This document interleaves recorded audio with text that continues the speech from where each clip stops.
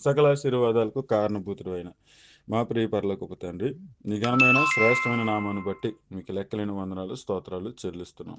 దేవా, మీ వాక్యాన్ని ధ్యానించుకొని చుండగా మీ బిడ్డలకు ఉన్నటువంటి మా అందరితో మాట్లాడండి.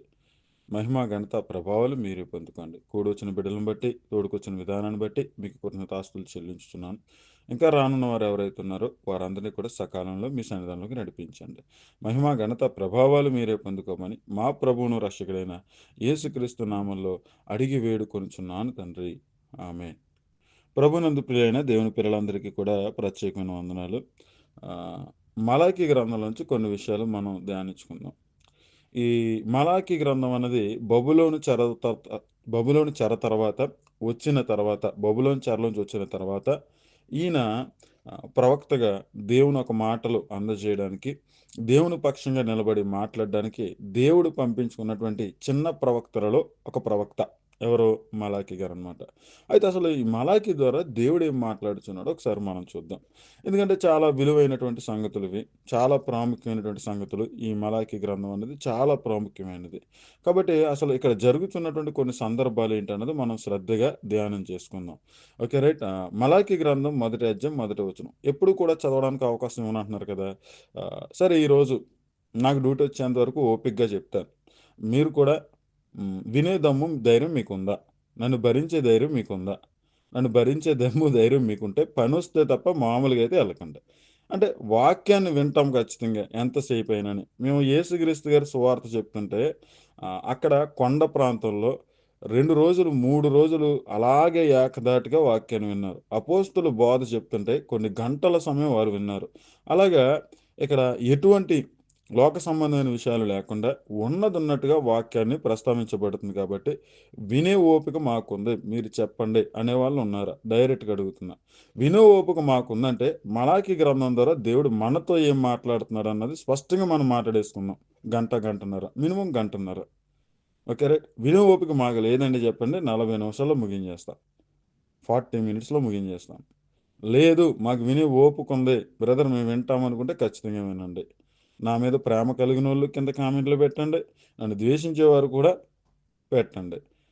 వాక్యం మాత్రం వినండి. నా మీద కోపం ఉన్న వాళ్ళు కోపం పెట్టుకోండి, అవసరమైతే ఎప్పుడైనా దొరికితే పిడిగుద్దులు గుద్దేయండి నన్ను, కానీ వాక్యం వినండి. నన్ను ద్వేషించే వాళ్ళు ద్వేషించుకోండి, కానీ వాక్యం వినండి. నన్ను ప్రేమించే వాళ్ళు ప్రేమించండి, కానీ వాక్యం వినండి. Okay, right. ఓకే, చాలామంది ఇవ్వలేదు, కేవలం 6-7 చెప్పారు. కాబట్టి 40 నిమిషాల్లో ముగించేస్తాను నేను. మరి మిగతా వాళ్ళు ఎవరు సమాధానం చెప్పట్లేదు కదా.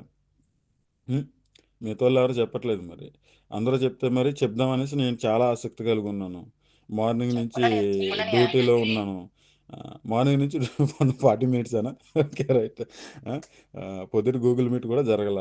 కాబట్టి ఇక్కడ కొన్ని శ్రేష్టమైన విషయాలు మనం మాట్లాడుకుందాం అనేసి. రైట్. ఓకే. Okay, right. మనం ముందుకు వెళ్ళిపోతే ఎవరన్నా బైబిల్ చదువులో ఆసక్తిగా ఉన్నారా? బైబిల్ చదువులో ఆసక్తి కలిగి ఉంటే వాళ్ళకి టైం ఇస్తాను. అందుకే అంత టైం అడిగాను. అందుకే అడిగాను. బైబిల్ చదువుల్లో ఎవరైనా ఉంటే గనక పైకి రిక్వెస్ట్ పెడితే అన్న తీసుకుంటారు. అన్న మీరు మధ్యలో తీసుకోండి, ఇబ్బంది లేదు. తీసుకున్న వెంటనే గనక మీరు వెంటనే మ్యూట్ వేసేయండి. Okay, right. మన వాక్యాన్ని చక్కగా ధ్యానించుకుందాం. Okay, right. మలాకి గ్రంథం మొదటి అధ్యాయం మొదటి 2 వచనాలు ఎవరు చదువుతారు? మలాకి గ్రంథం మొదటి అధ్యాయం మొదటి 2 వచనాలు. అదేంటి ఎక్కడ దిగిపోయి వెళ్ళిపోయారు ఒక్కసారిగానే? ఒకసారి వెళ్ళిపోయారేంటి కిందకి? దూకేశారు. ఎవరు లేరా పైన చదివే వాళ్ళు? ఎవరు లేరా? అయితే నేనే చదివేస్తాను అయితే మరి. ఆ? Okay, right. చిన్ని చిల్లమ్మ ఖాళీ ఉంటుంది, నీకు పైకి రామ్మా, పైన కూర్చోవచ్చు. రైట్. ఓకే. మలాకి గ్రంథం మొదటి అధ్యాయం మొదటి వచ్చిన కాడి నుంచి చూద్దాం ఒకసారి. ఇశ్రాయేలులను గురించి మలాకి ద్వారా పలకబడిన యెహోవా వాక్కు. ఎవరి గురించి? ఇశ్రాయేలులను గురించి. ఇది మర్చిపోకూడదు మనం. ఇశ్రాయేలీలను గూర్చి మలాకి ద్వారా పలకబడిన యెహోవా వాక్కు. ఇక్కడ దేవుడు చూడండి, ఏ ప్రజలతో అయినా మాట్లాడాలి అనుకుంటే కనుక వారితో నేరుగా వారిని మెన్షన్ చేసి మాట్లాడతాడు.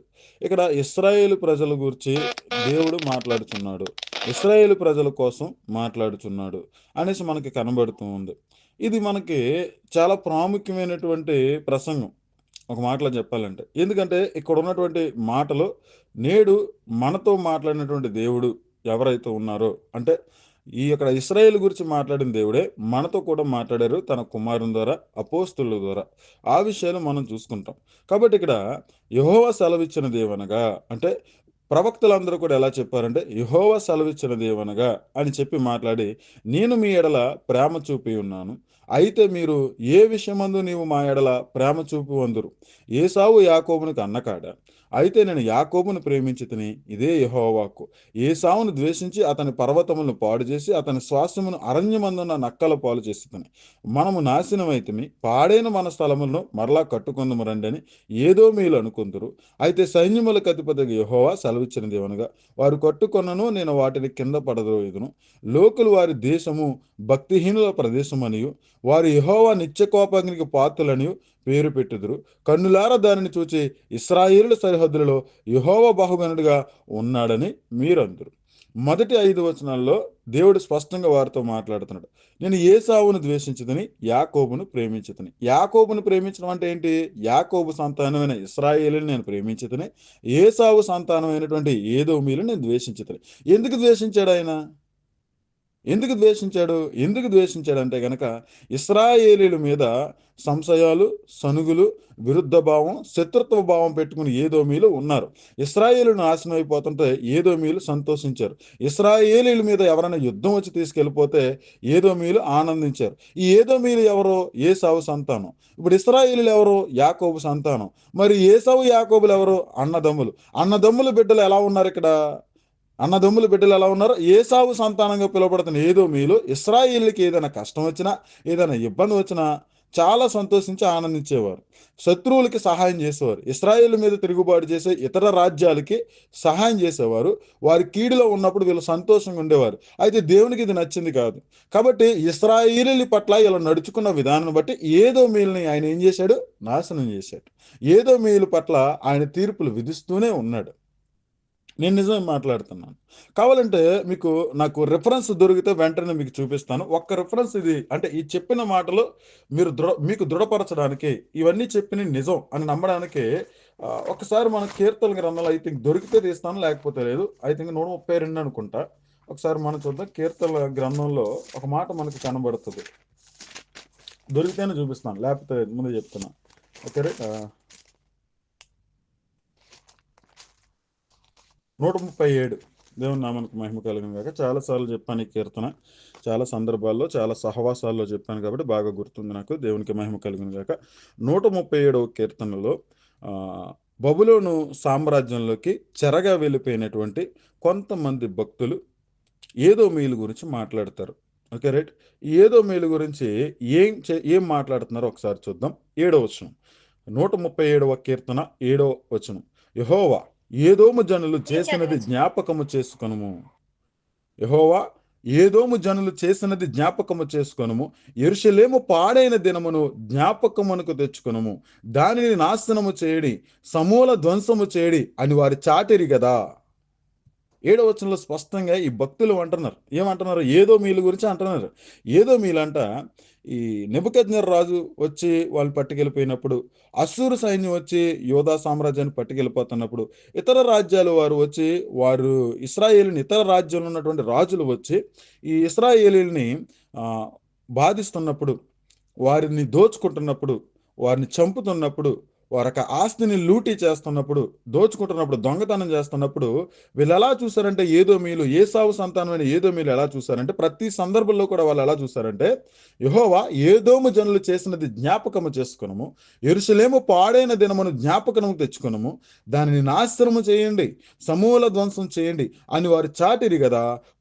చూడండి, అని వారు చాటిరి కదా అని ఏదోమీయుల గురించి మాట్లాడుతున్నాడు. ఎందుకు ఈ రిఫరెన్స్ మీకు చెప్పానంటే మలాకీ గ్రంథంలో చెప్పబడినటువంటి విషయం ఇదే. ఏదోమీయులు అనబడిన వారు ఇశ్రాయేలీయులు మిమ్మల్ని ఏం చేశారు? వ్యతిరేకించారు, ద్వేషించారు, కోపం పెట్టుకున్నారు. మీరు నాశనం అయిపోవాలని కోరుకున్నారు. శత్రు రాజ్యాలకి సహాయకులుగా ఉన్నారు. వారికి ఇన్ఫర్మేషన్ ఇస్తూ ఉన్నారు. అంత ద్వేషం, కోపంతో మీ నాశనాన్ని కోరుకున్నారు కాబట్టి, వారు ఆ పరిస్థితులు కలిగి ఉన్నారు కాబట్టి, వారిని నేను జ్ఞాపకం చేసుకున్నాను. జ్ఞాపకం చేసుకుని ఏం చేశాను? సమూల ధ్వంసము వాళ్ళు చేస్తున్నాను అని చెప్పి ఏసావును ద్వేషించి అతని పర్వతములను పాడు చేసి, అతని పర్వతములు పాడు చేయడం అంటే రాజ్యాలు.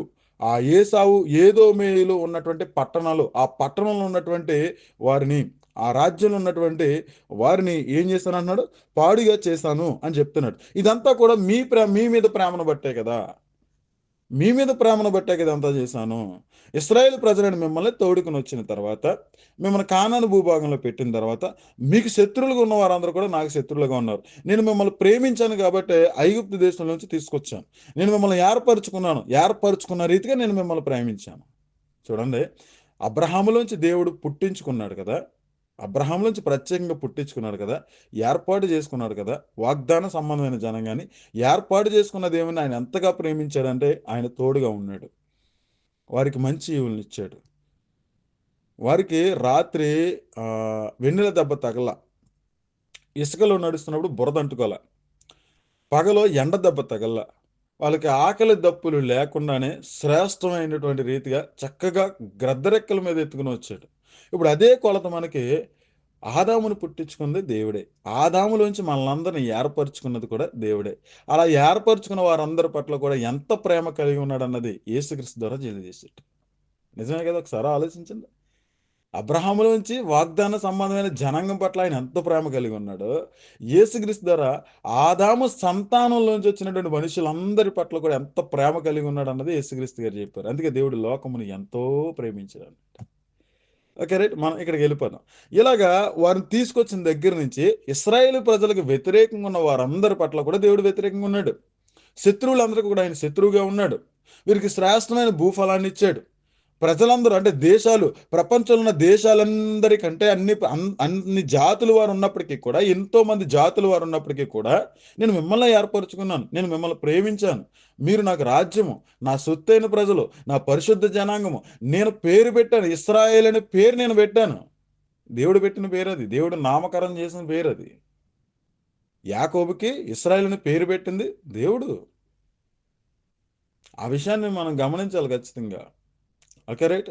ఇలాగా మాట్లాడుతూ ఉన్నాడు. నేను ఏ విషయంలో మిమ్మల్ని ప్రేమించానని మీరు అంటారేంటి? ప్రతిసారి కూడా మిమ్మల్ని ప్రేమించాను కదా! ప్రతిసారి మీ వెనకాలే ఉన్నాను కదా! ప్రతిసారి మీ పట్ల నేను కృపనే చూపించాను కదా! కనికరమే చూపించాను కదా! కానీ నా ప్రేమను గుర్తించిన వాడెవడో లేడు. నా ప్రేమను గుర్తించిన వాడెవడో కూడా లేడు. మీరు నన్ను ద్వేషించారు, వ్యతిరేకించారు, నిర్జీవ సంబంధమైన క్రియలు చేశారు, ధర్మశాస్త్రానికి విరుద్ధంగా నడుచుకున్నారు. నా పట్ల విధేయత కలిగి ఉండాలి, ప్రపంచానికి వెలుగుగా ఉండాలి మీరు. మీ ద్వారా నేను ప్రపంచానికి నిజమైన దేవుడు యెహోవా అని తెలిసేటట్లుగా ఇతర రాజ్యాలు, అన్య రాజ్యాల మధ్యన మీరు వెలగాలి. అందుకే సౌభాగ్యంగా మీ దేశాన్ని నేను ఆశీర్వదించాను. అయితే మీరేం చేశారు? నేను చెప్పినటువంటి ధర్మశాస్త్రానికి, నేను మీకు యజమానుడిగా ఉన్నప్పటికీ, నేను మీకు తండ్రిగా ఉన్నప్పటికీ కూడా, ఎంత ప్రేమ చూపించినప్పటికీ కూడా మీరు నా పట్ల వ్యతిరేకతనే చూపించారు. అయినా గాని ప్రేమించాను గదా! అయినా గాని మీరు వ్యతిరేకించినప్పటికీ కూడా కొట్టే సత్తా నాకున్నా, ఒక మాట అంటే తుడిచిపెట్టి పడిపోతారు మీరందరూ. ఒక్క మాట అంటే లయమైపోతారు మీరందరూ. మిమ్మల్ని నాశనం చేయాలంటే ఒక్క క్షణం పట్టదు నాకు. కానీ నేను మిమ్మల్ని ఎంతగా ప్రేమించానంటే ప్రవక్తలను పంపించాను. ప్రవక్తలు పంపించాను. ఇర్మియాను పంపించాను. యెషయాను పంపించాను. ఇంకా చాలామంది రాజుల చరిత్రలో ఉన్నప్పుడు, లేకపోతే ఐగుప్తు దేశంలో చేస్తున్నప్పుడు మోషే ద్వారా మాట్లాడాను. యెహోషువ ద్వారా మాట్లాడాను. న్యాయాధిపతుల ద్వారా మాట్లాడాను. ప్రవక్తల ద్వారా మాట్లాడాను. రాజుల ద్వారా మాట్లాడాను. దేశంలో నీతిమంతులు, భక్తిపరులు ఎవరైతే ఉన్నారో వారి ద్వారా మాట్లాడాను. మీ పరిస్థితులు చక్కబెట్టుకోండి అనేసి. మీరు నాకు వ్యతిరేకంగా ఉన్నప్పుడు కూడా మిమ్మల్ని కొట్టాలనుకోలేదు. మీరు నాకు శత్రువులుగా ఉన్నప్పుడు కూడా నేను కొట్టాలనుకోలేదు. ప్రతి దినము కూడా 2 చేతులు చాపి మిమ్మల్ని ప్రేమిస్తూనే వచ్చాను. మీరు మనసు మార్చుకోండి. తిరుగుబాటు చేయి పిల్లలారా, మీరు మనసు మార్చుకోండి. మీ హృదయాన్ని నా వైపు త్రిప్పండి అని అడుగుచూనే వచ్చాను. అప్పుడు మీరేమన్నారు?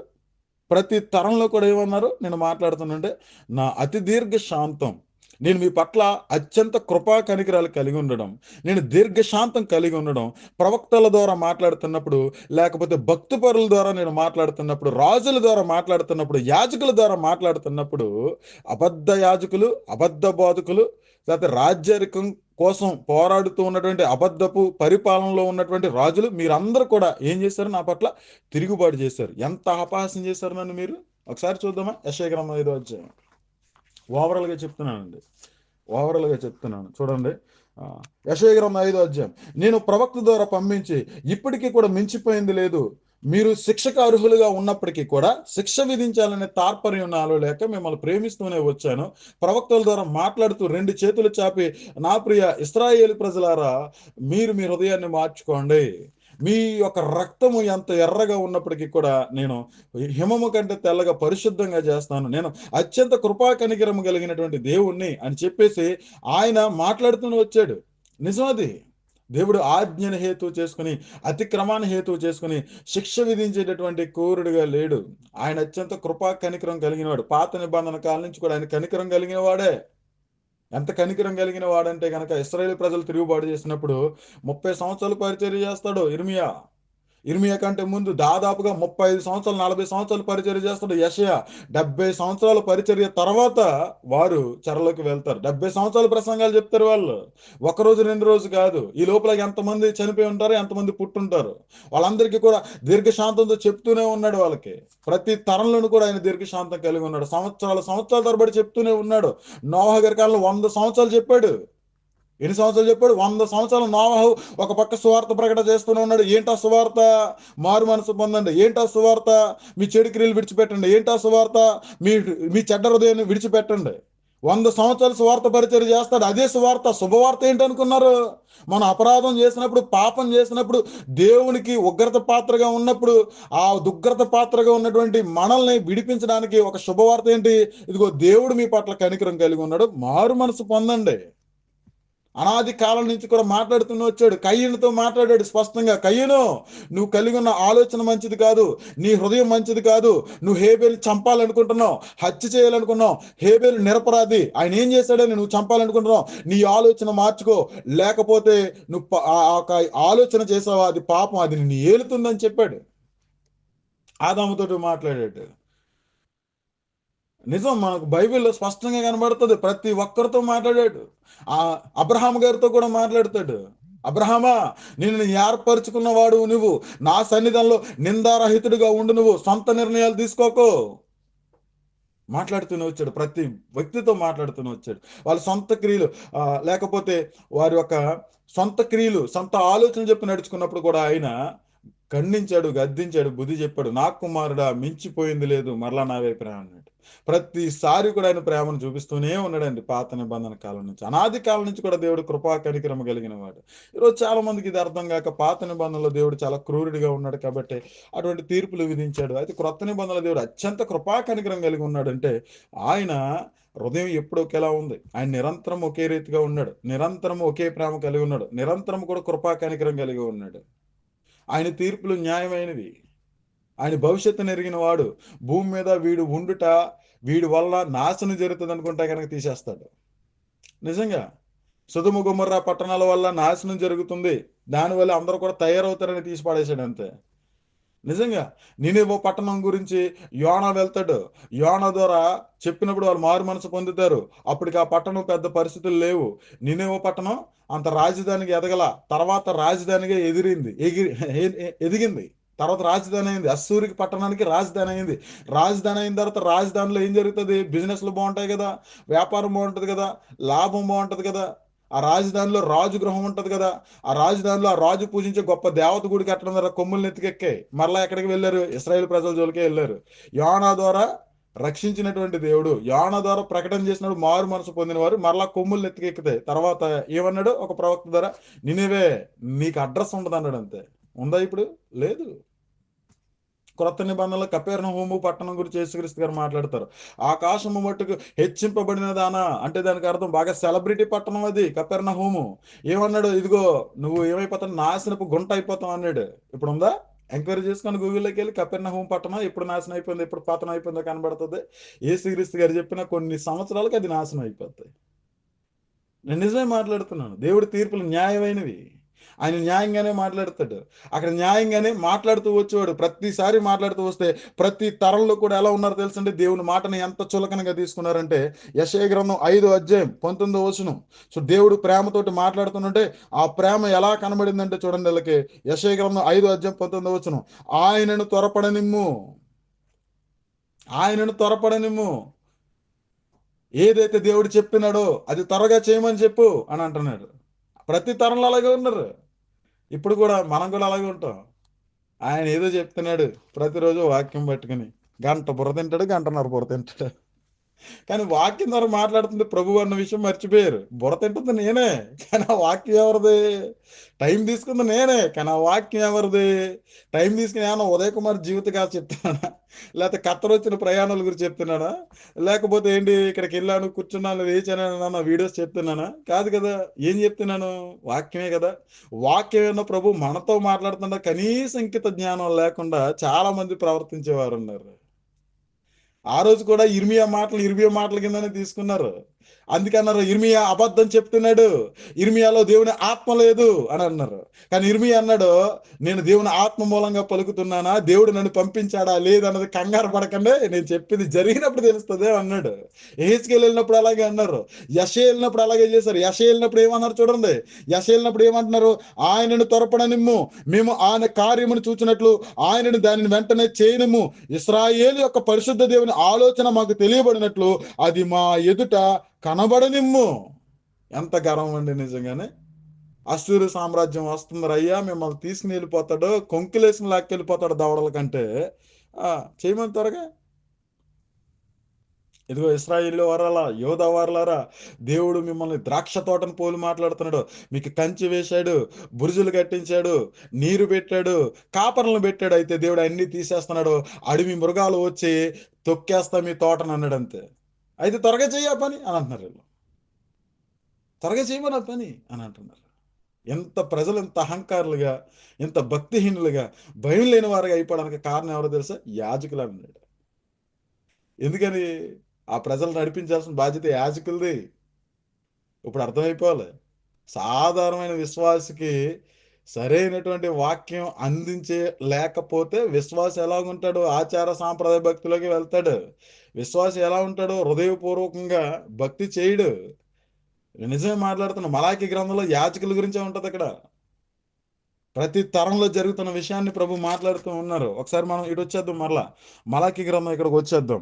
ప్రభు నేరుగా మాట్లాడుతున్న సంగతులు శ్రద్ధగా మనం విందాం. ఇక్కడ ఏమన్నారు చూడండి. నేను యాకోబుని ప్రేమించితిని, ఏశావుని ద్వేషించితిని. యాకోబుని ఎలా ప్రేమించడం అన్నది మనం చూసాం. ఎంతగా ప్రేమించాడో చూసుకున్నామా? ప్రతి తరంలో నోవహు గారి తరంను పట్టుకొచ్చాను. ఆదాము గారి కాలంలో మాట్లాడిన విధానం పట్టుకొచ్చాను. కయీనుతో మాట్లాడిన విధానం పట్టుకొచ్చాను. వారేంటి వారేంటి ధర్మశాస్త్రం లేని కాలంలో అనాది కాలం నుంచి కూడా దేవుడు ఎటువంటి ప్రేమ కనికరం కృప కలిగి ఉన్నాడో మనం చూసుకున్నాం. అబ్రహాముతో మాట్లాడిన విధానం పట్టుకొచ్చాను. ఆ తర్వాత ధర్మశాస్త్రం వచ్చిన తర్వాత మోషే ద్వారా ఎంత ప్రేమను చూపించాడు, ఎన్నిసార్లు అవిధేయత చూపిస్తే ఎన్నిసార్లు కృపను చూపించడం చూసుకున్నాం. న్యాయాధిపతుల కాలంలో ఎన్నిసార్లు తిరుగుబాటు చేస్తే ఎన్నిసార్లు న్యాయాధిపతులు పుట్టించి వారి ద్వారా మాట్లాడిన సందర్భాలు మనం చూసుకున్నాం. రాజుల కాలంలో ఎంతమంది ప్రవక్తలు పంపించినప్పుడు ఎంత దురుసుగా వాళ్ళు ప్రవర్తించారో మనం చూసుకున్నాం. ఓవరాల్ గా ఆదాము మొదలుకొని మలాకీ గ్రంథం వరకు కూడా జరిగిన చరిత్ర అంతా కూడా మనం చూసుకున్న ప్రతి తరంలో కూడా దేవుడు ప్రేమ చూపిస్తూనే వచ్చాడు. ప్రతి తరంలో కూడా తిరుగుబాటు చేస్తూనే వచ్చారు. ఈ తరంలో ఈ యుగంలో ఈ కృపాయుగంలో కూడా దేవుడు ప్రేమ చూపిస్తూనే వస్తున్నాడు. ఈ యుగంలో కూడా మనుషుల వాక్యం అని ఎంచి తృణీకరించే వారే ఎక్కువ మంది ఉన్నారు. ఏ హృదయంతో వింటున్నారు వాక్యం? ఏ ఆలోచనతో ఉంటున్నారు? ఒక సంఘంలో ఉన్నారంటే ఇది మాది అనే ఉద్దేశంతో ఉంటే నువ్వు వేషధారివి. ఇది దేవునిది అని ఉంటే గనక నువ్వు నిజమైన భక్తి కలిగిన వాడివి. సంఘములన్నీ కూడా క్రీస్తువే. సంఘములన్నిటిలో ఉన్న ఆ ప్రజలందరినీ కూడా క్రీస్తు తన రక్తము ద్వారా సంపాదించాడు. వెలకట్టలేని విలువైనటువంటి రక్తాన్ని ఇచ్చి ఆయన సంపాదించుకున్న దేవుని సొత్తైన ప్రజలుగా మనం ఉన్నాం. ఈరోజు ఈ ఆలోచన లేదు. ఈ రోజున ఒక్కొక్క విషయం ఇది మా సంఘం కాబట్టి పనికి మాలిన వాక్యం చెప్పినా కానీ నేను ఇక్కడే కూర్చుంటా. ఇది మా సంఘం కాదు కాబట్టి ఇక్కడ ఎంత శ్రేష్టమైన వాక్యం ఉన్నా కానీ నేను ఉండను. ఎందుకంటే నాలో తెలియకుండా ఒక స్వార్థం ఉంది. ఏంటా స్వార్థం? ఇది నాది కాదు. నువ్వు నాది కాదని ఎలా అనుకుంటున్నావు ఆయన కూడా నువ్వు నావాడు కాడు అని అనుకుంటున్నాను. ఆచార సాంప్రదాయ భక్తిలో ఇదొక మూలం. తెలుసా మీకు? నేను నిజం చెప్తున్నాను. అబద్ధం చెప్పట్లా. ఈ లైవ్ మేము నడిపిస్తున్నాం కాబట్టి అక్కడ టైం అంతా ఇచ్చేస్తాం. టైం వేస్ట్ చేస్తాం అక్కడ ఏమీ లేకపోయినా. కానీ అరే పలానా సహవాసంలో గొప్పగా వాక్యం వినబడుతుంది.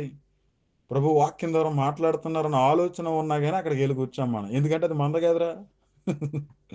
అది మంద కాదన్న ఆలోచనలో ఎప్పుడైతే ఉన్నావో నువ్వు ఆ మందకి చెందినోడివి కాదు. బయట మందకి చెందినవాడివి. కాబట్టి క్రీస్తు మందలో నువ్వు ఉండవిక. ప్రభు కూడా అంటారు, I don't know who are you అని అంటాడు అంతే. ఈ ఆలోచన తీరెప్పుడు మారుతుంది? విశ్వాసులకైనా, వాక్యం చెప్పేవారికైనా సంఘములన్నీయు దేవునివే. సంఘములన్నీయు దేవునివే అన్నప్పుడు ఎలా ఉంటాయో తెలుసండి అప్పుడు? ఏ సంఘంలోనైనా గాని యాజకుడు యాజకత్వం సరిగ్గా చెయ్యకపోతే దేవుడు ఎలాగ మలాకి ప్రవక్త ద్వారా గట్టిగా మాట్లాడతాడు ఇక్కడ ఆ మాటలు చూసుకుంటాం. అలాగే దేవుని కార్యం గురించి ఆలోచించిన నీవు, దేవుని వాక్యం పట్ల శ్రద్ధ కలిగిన నీవు, దేవుని ఆత్మ కలిగి నువ్వు ఉంటే, దేవుని వాక్యం నీలో ప్రతిష్ఠింపబడుతూ ఉంటే ఖచ్చితంగా పనికిరానటువంటి బోధకులను ఏర్పరేస్తావు. అబద్ధ సిద్ధాంతాలను ఎదిరిస్తావు. ఆచార సాంప్రదాయ బద్ధంలోకి తీసుకెళ్లే వారిని ఎదిరిస్తావు ఖచ్చితంగా. ఖచ్చితంగా బాధ్యతను భుజం మీద వేసుకుని నువ్వు వెళ్తావు. యేసుక్రీస్తు కార్యములు పట్టించుకుంటావు. నిజమే మాట్లాడుతున్నాను. ఈ రోజున యేసుక్రీస్తు కార్యముల గురించి ఆలోచించేవారు ఎవరు చెప్పండి? నా భక్తి నాది, నా సంఘం నాది, నా పరిచర్య నాది, నా జీవితం నాది, నా బ్రతుకు నాది, నా పరిస్థితులు నావే. అపోస్తలుడైన పౌలుకి బాధ్యతలు లేవా? పేతురు గారికి కుటుంబం లేదా? బాధ్యతలు లేవా? తల్లిదండ్రులు లేరా వాళ్ళు ఎవరికని? అపోస్తలు ఎవరికి తల్లిదండ్రులు లేరా? చెప్పండి. ఆకుల ప్రిస్కిలకి కుటుంబం లేదా? పాత నిబంధన గ్రంథంలో యాజకులుగా ఉన్న వారికి కుటుంబాలు లేవా? కొత్త నిబంధన కాలంలో యథార్థంగా సేవ చేసుకున్నటువంటి అపోస్తలకి కుటుంబాలు లేవా? వారికి పరిస్థితులు లేవా? ఏ పరిస్థితులు తక్కువ వాళ్ళకి? వారి పరిస్థితులు ఎన్నున్నప్పటికీ కూడా ప్రభు ఒక మాటలో వాక్యంలో ముందుకు సాగిపోతున్నారు. కాడి ఎత్తుకుని రాజ్యభారం కలిగిన వారు ఎంతమంది లేరు? వారి కుటుంబాలతో చక్కగా ఉన్నారు. కుటుంబ పరిస్థితులు ఏమైనప్పటికీ కూడా వారు దేవుని యొక్క కార్యాలను పట్టించుకున్న వారుగా ఉన్నారు. ఫిబే అనేసి ఒక స్త్రీ కనబడుతుంది మనకి. రోమిలికి రాసిన పత్రిక 15వ అధ్యాయంలో. ఆమె నిజంగా 1000 కిలోమీటర్లు ట్రావెలింగ్ చేసి రోమ పత్రిక అందజేస్తుంది పౌలు దగ్గర నుంచి. పరిచారకులకు ఎంతో సహాయం చేసింది. పరిచర్య చేసే స్త్రీలు ఆనాటి కాలంలోంచి కూడా ఉన్నారు. బాధ్యత కలిగిన వారు చాలా మంది ఉన్నారు. వారికి కుటుంబాలు ఉన్నాయి. ఆ సమయంలో స్త్రీ అంటే చూడండి, ఆ సమయంలో స్త్రీ అటువంటి పోరాటం చేసింది. ఇప్పుడు కూడా ఎక్కువ మంది స్త్రీలే సహకారులుగా ఉన్నారనుకోండి. దేవునికి మహిమ కలుగును గాక. ఈ రోజున తమ సొంత కార్యాలను పట్టించుకున్నారు తప్ప కానీ యేసుక్రీస్తు కార్యాలను పట్టించుకున్న వారు ఎవరు లేరు. మాది కాదు కదా, వారు నచ్చినట్టు చేసుకున్నారు కదా. మరలా పనికి మళ్ళీ సామెతలు చెప్తున్నారు కొంతమంది. ఏమని ఆ సామెతలు? అందరు నలుగురి నోట్లో ఉండకూడదు. నలుగురి నోట్లో ఉండకపోతే వెళ్ళి చచ్చిపో. నాకు అలాగ అనిపిస్తుంది మనసులో. నలుగురి నోట్లో ఉండకూడదు అన్నప్పుడు యేసుక్రీస్తు వాక్యాన్ని ఎలా మోస్తావో నాకు తెలియకడతా. దేవుని రాజ్యం కాడిని ఎలా ఎత్తుకుంటావు? నలుగురి నోట్లో ఉండకూడదా? క్రైస్తవుడు నలుగురి నోట్లోనే ఉంటాడు. విశ్వాసైన నలుగురి నోట్లోనే ఉంటాడు. ఎందుకంటే లోకం క్రైస్తవుని చూస్తుంది, క్రైస్తవ సమాజం క్రైస్తవుని చూస్తుంది. నువ్వు పట్టించుకోకుండా నీ పని నీదనుకుంటే గనక చక్కగా ఉంటావు. కానీ యేసుక్రీస్తు కార్యాల గురించి ఆలోచించుకుంటే ప్రపంచానికి నువ్వు తెలుస్తావు. ప్రపంచంలో నీ ఉద్దేశాలు తెలుస్తాయి. ఎందుకంటే నీ ఉద్దేశాలు దేవుని ఉద్దేశాలు ఒకటే కాబట్టి. ఈ రోజున యేసుక్రీస్తు కార్యాల గురించి పట్టించుకున్న వారు లేరు. ఆయన వాక్యం గురించి పట్టించుకున్న వారు లేరు. అందరూ కూడా ఆచార సాంప్రదాయ బద్ధంగా వచ్చిన వారే. ఒక విషయాన్ని వాక్యం ఇది కరెక్ట్ అని చెప్పినప్పుడు, ఇదే సత్యం అని చెప్పినప్పుడు దీనికి భిన్నంగా ఎవరు చెప్పినా కానీ తలలోపించేటువంటి గంగిరెద్దులాగా నేనే ఉన్నాను మొదటగా ఉన్నది నేనే. అలా ఉండకూడదు. అలా ఉండకూడదు. నేను నిజమే చెప్తున్నాను. అబద్ధం చెప్పట్లా. దేవుడు హృదయంలోంచి మాట్లాడుతున్న మాట ఇది. ప్రభు హృదయంలోంచి మాట్లాడుతున్నారు. కావాలంటే ఒక్క వచనం చూపించి కంటిన్యూ లైన్ చూసుకుందామా? ఇవి ఇప్పుడు దాకా చెప్పిన మాటలు బట్టి దేవుడు ఈ విధంగా మాట్లాడారా లేదా అన్నది ఒకసారి మనం చూసినట్టయితే మలాకి గ్రంథం మొదటి అధ్యాయం 10వ వచనం. మలాకి గ్రంథం మొదటి అధ్యాయం 10వ వచనం. మీలో ఒకడు, స్పష్టంగా ప్రభు మాట్లాడుతున్నమాట, మీలో ఒకడు నా బలిపీఠము మీద నిరర్ధకముగా అర్థం లేనటువంటి అగ్ని. చూడండి ఏమన్నాడు ఇక్కడ? అర్థం లేకుండా ఏం చేస్తున్నారు చూడండి. మీలో ఒకడు నా బలిపీఠం మీద నిరర్ధకముగా అగ్ని రాజబెట్టుకుంటున్నట్లు నా మందిరపు వాకిండ్లను మూయివాడకడు మీలో ఉండిన ఎడల మేలు, మీ యందు నాకిష్టము లేదు, మీ చేత నేను నైవేద్యమును అంగీకరింపనని సైన్యములకు అధిపతి యెహోవా సెలవిచ్చుచున్నాడు. ఏమన్నాడు చూడండి. మీలో ఒకడు నిరర్ధకమైన అగ్ని వేయడానికి నా బలిపీఠం దగ్గరికి వస్తున్నాడు కదా, అలాగా అర్థం లేనటువంటి అగ్ని వేయడానికి, నిరర్ధకమైనటువంటి అగ్ని వేయడానికి, నాకు ఇష్టం లేనటువంటి అగ్ని బలి బలిధూపం వేయడానికి వస్తున్నప్పుడు మీలో ఒక్కడైనా నా మందిరంలోనికి రాకుండా తలుపులు వేసేస్తుంటే నేను సంతోషిస్తాను అన్నాడు. ప్రభు నేరుగా మాట్లాడుతున్నారు. చూడండి ఏం జరుగుతుంది. మీలో ఒకడు నా బలిపీఠం మీద నిరర్ధకమా అగ్ని రాజబెట్టకుండునట్లు నా మందిరపు వాక్యలను మూయవాడొకడు. డోర్లు వేసేసిన వాడు ఉంటే మందిరంలోకి నువ్వు రాకూడదురా బాబు, ఇటువంటి నిరర్ధకమైనటువంటి అగ్ని పట్టుకొచ్చి వేయకూడదు. దేవుడు అగ్ని ద్వారా ధూపం వేయమన్నాడు, అగ్ని వెలిగించమన్నాడు. దీపస్తంభాలు ఇక్కడ చాలా ఉంటాయి, అగ్నితో చేస్తుంది. నిరర్ధకంగా చేస్తున్నారండి ఇవన్నీ వీళ్ళు. అది దహన బలి కావచ్చు, ఏదైనా కావచ్చు. ఇటువంటి నిరర్ధకమైన బలులు ఇవ్వకుండా, ఇది జరగకుండా నా సన్నిధానంలో మీలో ఒక్కడైనా కానీ ఎదిరించి వారికి ముందుకు వెళ్ళి తలుపులు వేసేవాడు ఎవడనుంటే నాకు సంతోషం అన్నట్టు. ఈ మాట మార్చనా? ఈ మాట ఇప్పుడు నేడు క్రైస్తవానికి చెప్పనా? నిరర్ధకమైన ప్రసంగాలు, నా ప్రజలను మోసం చేసే ప్రసంగాలు, నా దాసుల్ని మోసం చేసే ప్రసంగాలు, నా విశ్వాసుల్ని, నా ప్రజల్ని వెల ఇచ్చి కొన్నటువంటి నా ప్రజల్ని, నా రాజ్యంలో ఉన్నటువంటి వారిని ప్రభువైన యేసుక్రీస్తు తన స్వరక్తం ఇచ్చి కట్టుకున్నటువంటి తన సంఘాన్ని పాడు చేసేటటువంటి గొర్రె చర్మం తొడుక్కుని తోడేళ్ళ వంటి స్వభావంతో విశ్వాసాన్ని, నిరీక్షణ కలిగిన విశ్వాసంలో కాకుండా పనికిరాని పిట్టకథలు, పనికిరాని విషయాలు చెప్పేటటువంటి నిరర్ధకమైన బోధలు చెప్పేవారిని ఎవడైనా ఆపగలిగేవాడు ఉన్నాడా అన్నట్టుగా వస్తుంది దీనికి అర్థం. ప్రభు నేరుగా మనతో మాట్లాడుతున్నాడు. ఆ రోజు యాజకులు చేస్తున్నప్పుడు దేవుడు అదే మాట్లాడుతున్న మలాకి ద్వారా. మలాకి వెళ్ళి మాట్లాడు. వారి చెరలోంచి వచ్చిన తర్వాత కూడా వారు ఎలా చేస్తున్నారంటే, ఎలాంటి పరిస్థితుల్లో ఉన్నారంటే చూడండి, ఏ విధంగా ఉన్నారంటే చూడండి, ఏమన్నారు చూడండి, ఒకసారి చూద్దాం. 6వ వచనం, మలాకి గ్రంథం 1వ అధ్యాయం 6వ వచనం చూసినట్లయితే, కుమారుడు తన తండ్రిని గణపరచును కదా, దాసుడు తన యజమాని గణపరచును కదా, నా నామమును నిర్లక్ష్యపెట్టు యాజకులారా. నా నామాన్ని నిర్లక్ష్యపెట్టు యాజకులారా. నామమును నిర్లక్ష్య పెట్టడం అంటే ఏంటి? ఆయన గుణగణాలు, ఆయన ఉద్దేశాలు, ఆయన ఆలోచనలు, ఆయన ఏం కోరుకున్నాడు అన్నది పక్కన పెట్టేస్తారు ఈ రోజున. దేవుడు హృదయం అని అర్థం. ఆయన నామము అనగా ఆయన పేరు యెహోవా. యెహోవాని నిర్లక్ష్య పెట్టడం అంటే ఏంటి? యెహోవాని నిర్లక్ష్య పెట్టడం అంటే ఏంటి? ఆయన మాటలను నిర్లక్ష్య పెట్టడం, ఆయన హృదయాన్ని నిర్లక్ష్య పెట్టడం, ఆయన వాక్యాన్ని నిర్లక్ష్య పెట్టడం. డైరెక్ట్ అంటాడు, యాజకులతో అంటున్నాడు, యాజకులారా. ఏమన్నా చూడండి, నా నామమును నిర్లక్ష్య పెట్టు యాజకులారా. నేను తండ్రిని అయితే నాకు రావాల్సిన ఘనత ఏమైంది? నేను తండ్రిని అయితే రావాల్సిన ఘనత ఏంటో తెలుసా? దేవునికి ఘనత ఏంటో తెలుసా? ఇదిగో దేవుడు చెప్పుచున్న మాట ఇదే అని ఉన్నట్టుగా చెప్పడం దేవునికి ఘనత. ఎందుకంటే అక్కడ దేవుని హృదయం ప్రోక్షించబడుతుంది, అక్కడ దేవుని యొక్క కనికరం, ప్రేమ అర్థం అవుతుంది అందరికీ. కానీ ఈరోజు ఏమైపోయింది? దేవుని హృదయాన్ని పక్కన పెట్టేశారు, మనుషుల హృదయానికి తగినట్టుగా ప్రసంగాలు పట్టుకొచ్చారు. అందుకే ఈరోజు మనం ఎప్పటికీ కూడా స్వార్థపూరితమైన జీవితాన్ని జీవిస్తూ, స్వార్థపూరితంగానే ఉంటూ యేసుక్రీస్తు కార్యాల గురించి కానీ ఎవరో పట్టించుకోవట్లా. ఇందులో ఫాస్టర్లు ఎక్కువ మంది అన్నారు, డినామినేషన్ నడిపించుకున్న వారు ఎక్కువ మంది అన్నారు. ప్రతిసారి ఒక మాట అంటారు, మీరు గొప్పగా అనుకున్నా పర్లేదు, నేను కనుక భవిష్యత్తులో కనుక ఎక్కడికైనా వెళ్ళి చెప్పినా కానీ ఫాస్టర్ మీట్లో అయితే ఖచ్చితంగా చెప్తాను ఇది ఖచ్చితంగా. ఎందుకంటే ఈ యొక్క వాక్యం చెప్పేవారు ఎవరైతే ఉన్నారో సరైన వాక్యాన్ని అందజేస్తే ఖచ్చితంగా క్రీస్తు సంఘాలుగా ఉంటాయి. వాటిలో భేదాభిప్రాయాలు ఉండవు, డినామినేషన్ల మధ్యన గొడవలు ఉండవు, నా భక్తి నా బోధన ఉండదు, ఎవరికాడి కేర్లెస్గా కాకుండా ఇవన్నీ కూడా దేవుని సంఘాలని ఐక్యత కలిగి ఉంటారు. ఐక్యత ఎందుకు లేదురా అంటే కనుక, నా భక్తి నాది, నా సంఘం నాది, నా ప్రార్థన నాది, నా బోధ నాది, నా క్రమం నాది, నా కార్యక్రమాలు నాయి, నాకు నచ్చినట్టుగా ఆడతాను, పాడతాను, చేస్తానని ఎవరికి వాడే తిరుగుతున్నాడు కాబట్టి. ఎందుకంటే ఎవరికి కూడా వాక్యం అంటే భయం లేదు కాబట్టి.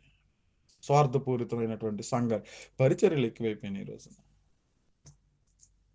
ఆ రోజు కూడా అలాగే ఉన్నారు. యాజకుడు అనుకుంటున్నాడు, యాజకుడు తన కుటుంబాన్ని చూసుకుంటున్నాడు, యాజకుడు తనకు వచ్చే వంతు భాగాన్ని చూసుకుంటున్నాడు తప్ప కానీ యాజకుడికి తనకు ఖచ్చితంగా దశమ భాగం వస్తుందా, నా కుటుంబం పోషింపబడుతుందా, ఇది చాలు అన్న రీతిగా ఉన్నాడు. అందుకే అంటున్నాడు, ఏమన్నాడు తెలుసా? నా నామము నిర్లక్ష్య పెట్టి యాజకులారా, మీకే పని అప్పచెప్పాను నేను, మీకేం అప్పచెప్పాను నేను, మీరేం చేస్తున్నారు? చేయవలసిన పని చేయడం లేదు మీరు అంటున్నాడు. స్పష్టంగా మాట్లాడుతున్నాడు ఆయన, నేరుగా మాట్లాడుతున్నాడు. కావాలంటే ముందుకు ఒక రిఫరెన్స్, నేను మీకు ఒక రిఫరెన్స్ చూపించి ముందుకు వెళ్తాను. ఇప్పుడు చెప్పిన మాటలన్నిటి గురించి కూడా ప్రభువే మాట్లాడుతున్నారని మీకు ఒక రిఫరెన్స్ దృఢపరచడానికి. ఈ మాటలన్నీ కూడా నా మాటలు కాదు, దేవుని మాటలు. ఈ సందర్భాలు ఇక్కడ ఉన్నాయా లేవా అన్నది ఇప్పుడు దాకా చెప్పిన మాటలు మరింతగా మనం హృదయంలో భద్రపరచుకోవడానికి కొన్ని మాటలు మనం చూద్దాం. మలాకి గ్రంథం 2వ అధ్యాయం చూడండి, మలాకి గ్రంథం 2వ అధ్యాయం 5వ వచనం కానీ చూసినట్లయితే, నేను చేసిన నిబంధన వారి జీవమునకును సమాధానమునకును కారణమాయను, భయభక్తులు పుట్టించుటకై నేను వాటిని వారికి ఇచ్చితిని, గనుక వారు నా యందు భయభక్తులు కలిగి నా నామము విషయములో భయము గలవారై సత్యము గల ధర్మశాస్త్రము బోధించుచు దుర్బోధనే మాత్రమును చేయక. సత్యబోధ దుర్బోధ ఏమన్నారు ఇక్కడ చూడండి, సత్యము గల ధర్మశాస్త్రము బోధించుచు దుర్బోధనే మాత్రము చేయక సమాధానమును బట్టి యథార్థతను బట్టి నన్ను అనుసరించి నడుచుకుని వారే దోషము నుండి అనేకులను తిప్పిరి. యాజకులు, సైన్యములకు అధిపతి యెహోవా దూతలు. ఎవరి దూతలు వీళ్ళు? దేవుని దూతలు, దేవుని వాక్యాన్ని చెప్పే దూతలు. ఏమన్నారు చూడండి, యాజకులు, సైన్యములకు అధిపతి యెహోవా దూతలు, గనుక జనులు వారి నోట ధర్మశాస్త్ర విధులను నేర్చుకుందరు, వారి జ్ఞానమును బట్టి బోధింపవలను. అయితే మీరు ఏం ప్రకటించాలి? వీళ్ళు ధర్మశాస్త్రపు ఆజ్ఞలు బోధించాలి, ధర్మశాస్త్ర విధులు బోధించాలి. ఎవరికి? ఇశ్రాయేలు ప్రజలకి. అయితే వీళ్ళు ఏం చేస్తున్నారు? ఇప్పుడు ఈ రోజు కూడా వాక్యం చెప్పేవాడు ఏం చెప్పాలి? యేసుక్రీస్తు బోధ చెప్పాలి, సంఘ చరిత్ర చెప్పాలి, ఆ పత్రికలో ఉన్న ఉద్దేశాలు చెప్పాలి, దేవుడు అనాది కాలం నుంచి కూడా చూపిస్తున్న ప్రేమను చెప్పాలి, యేసుక్రీస్తు ద్వారా మనకి ఇచ్చిన నిత్య స్వాస్థ్యం గురించి చెప్పాలి, మనం కలిగి ఉండాల్సిన పరిస్థితుల గురించి చెప్పాలి, ఆత్మ కలిగిన గురించి పరిస్థితులు చెప్పాలి, యేసుక్రీస్తు బోధలు చెప్పాలి. ఈ రోజున ఏం జరుగుతుంది? పిట్టకథలు ఎక్కువైపోయినాయి, పిట్టకథలో వేరే వేరే పరిస్థితులు ఎక్కువైపోయినాయి. సంఘంలో రకరకాల కార్యక్రమాలు వచ్చేసి వాటన్నిటికీ టైం ఇస్తున్నారు, కానీ వాక్యానికి టైం అవట్లా. నచ్చినట్టుగా వ్యవహరిస్తున్నారు ఈ రోజున. ఆ రోజు కూడా అదే జరుగుతుంది. ఆ రోజు మలాకి ద్వారా దేవుడు వారితో మాట్లాడుతున్నాడు. చూడండి ఒక మాట 7వ వచనం, యాజకులు, సైన్యములకు అధిపతికి యెహోవా దూతలు, గనుక జనులు వారి నోట ధర్మశాస్త్ర విధులను నేర్చుకుందరు, వారు జ్ఞానమును బట్టి బోధింపవలను. అయితే మీరు మార్గము తప్పితిరి, ధర్మశాస్త్ర విషయములో మీరు అనేకులను అభ్యంతరపరచి లేవీలతో చేయబడిన నిబంధనను నిరర్ధకము చేసి ఉన్నారు. నా మార్గములను అనుసరింపక ధర్మశాస్త్రమును బట్టి విమర్శించడంలో మీరు పక్షపాతులు గనుక జనులందరి దృష్టికి మిమ్మల్ని తృణీకరింపదగిన వారిగాను నీచులుగాను చేసి ఉన్నాను అని సైన్యములకు అధిపతి యెహోవా సెలవిచ్చుచున్నాడు. ఎంత స్పష్టంగా మాట్లాడుతున్నాడు చూడండి దేవుడు. యాజకులందరి దవడపళ్ళు రాలగొట్టేస్తున్నాడు మలాకి ద్వారా. యాజకులందరి దవడపళ్ళు రాలగొట్టేస్తున్నాడు, ఇక్కడ దులిపేస్తున్నాడు, మామూలుగా దులపట్లేదు.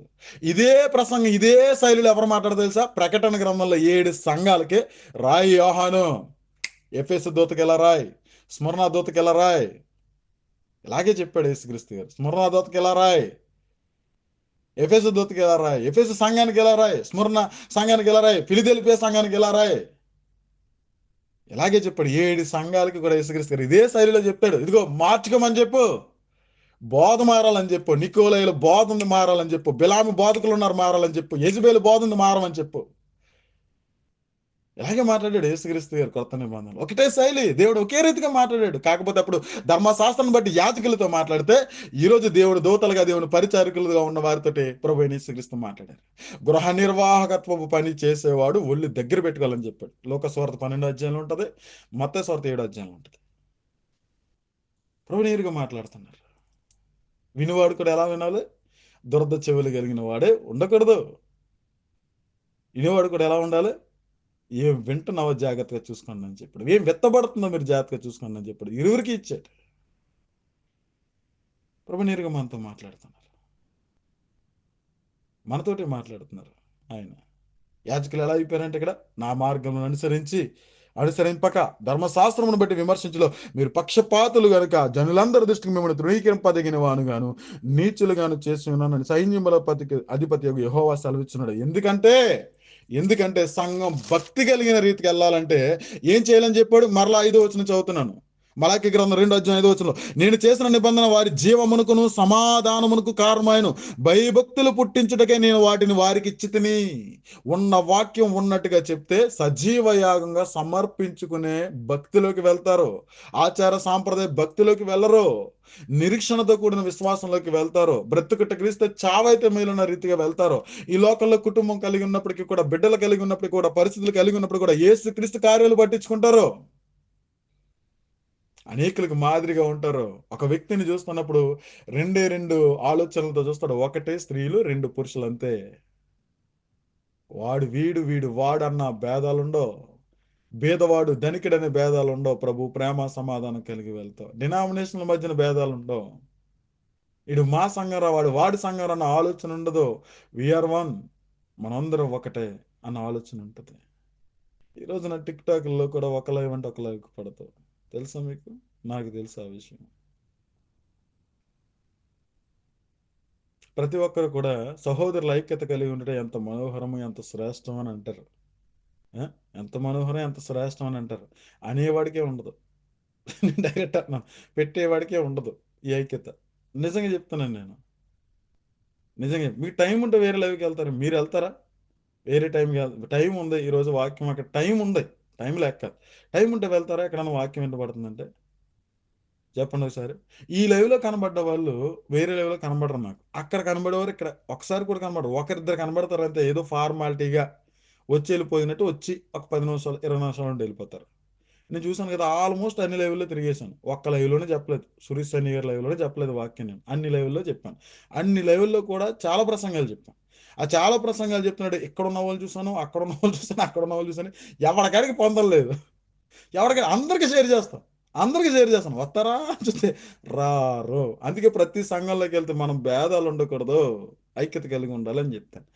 ఏ విషయంలో పోరాటం చేయాలో చెప్తాను, దేన్ని ఖండించాలో చెప్తాను, దేన్ని కలిగి ఉండాలో చెప్తాను, ఎవరిని మీద పోరాటం చేయాలో చెప్తాను, ఏ సిద్ధాంతాన్ని విడిచిపెట్టాలో చెప్తాను, ఏ పరిస్థితులు కలిగి ఉండాలో చెప్తాను, ఏ క్రమం కలిగి ఉండాలో చెప్తాను.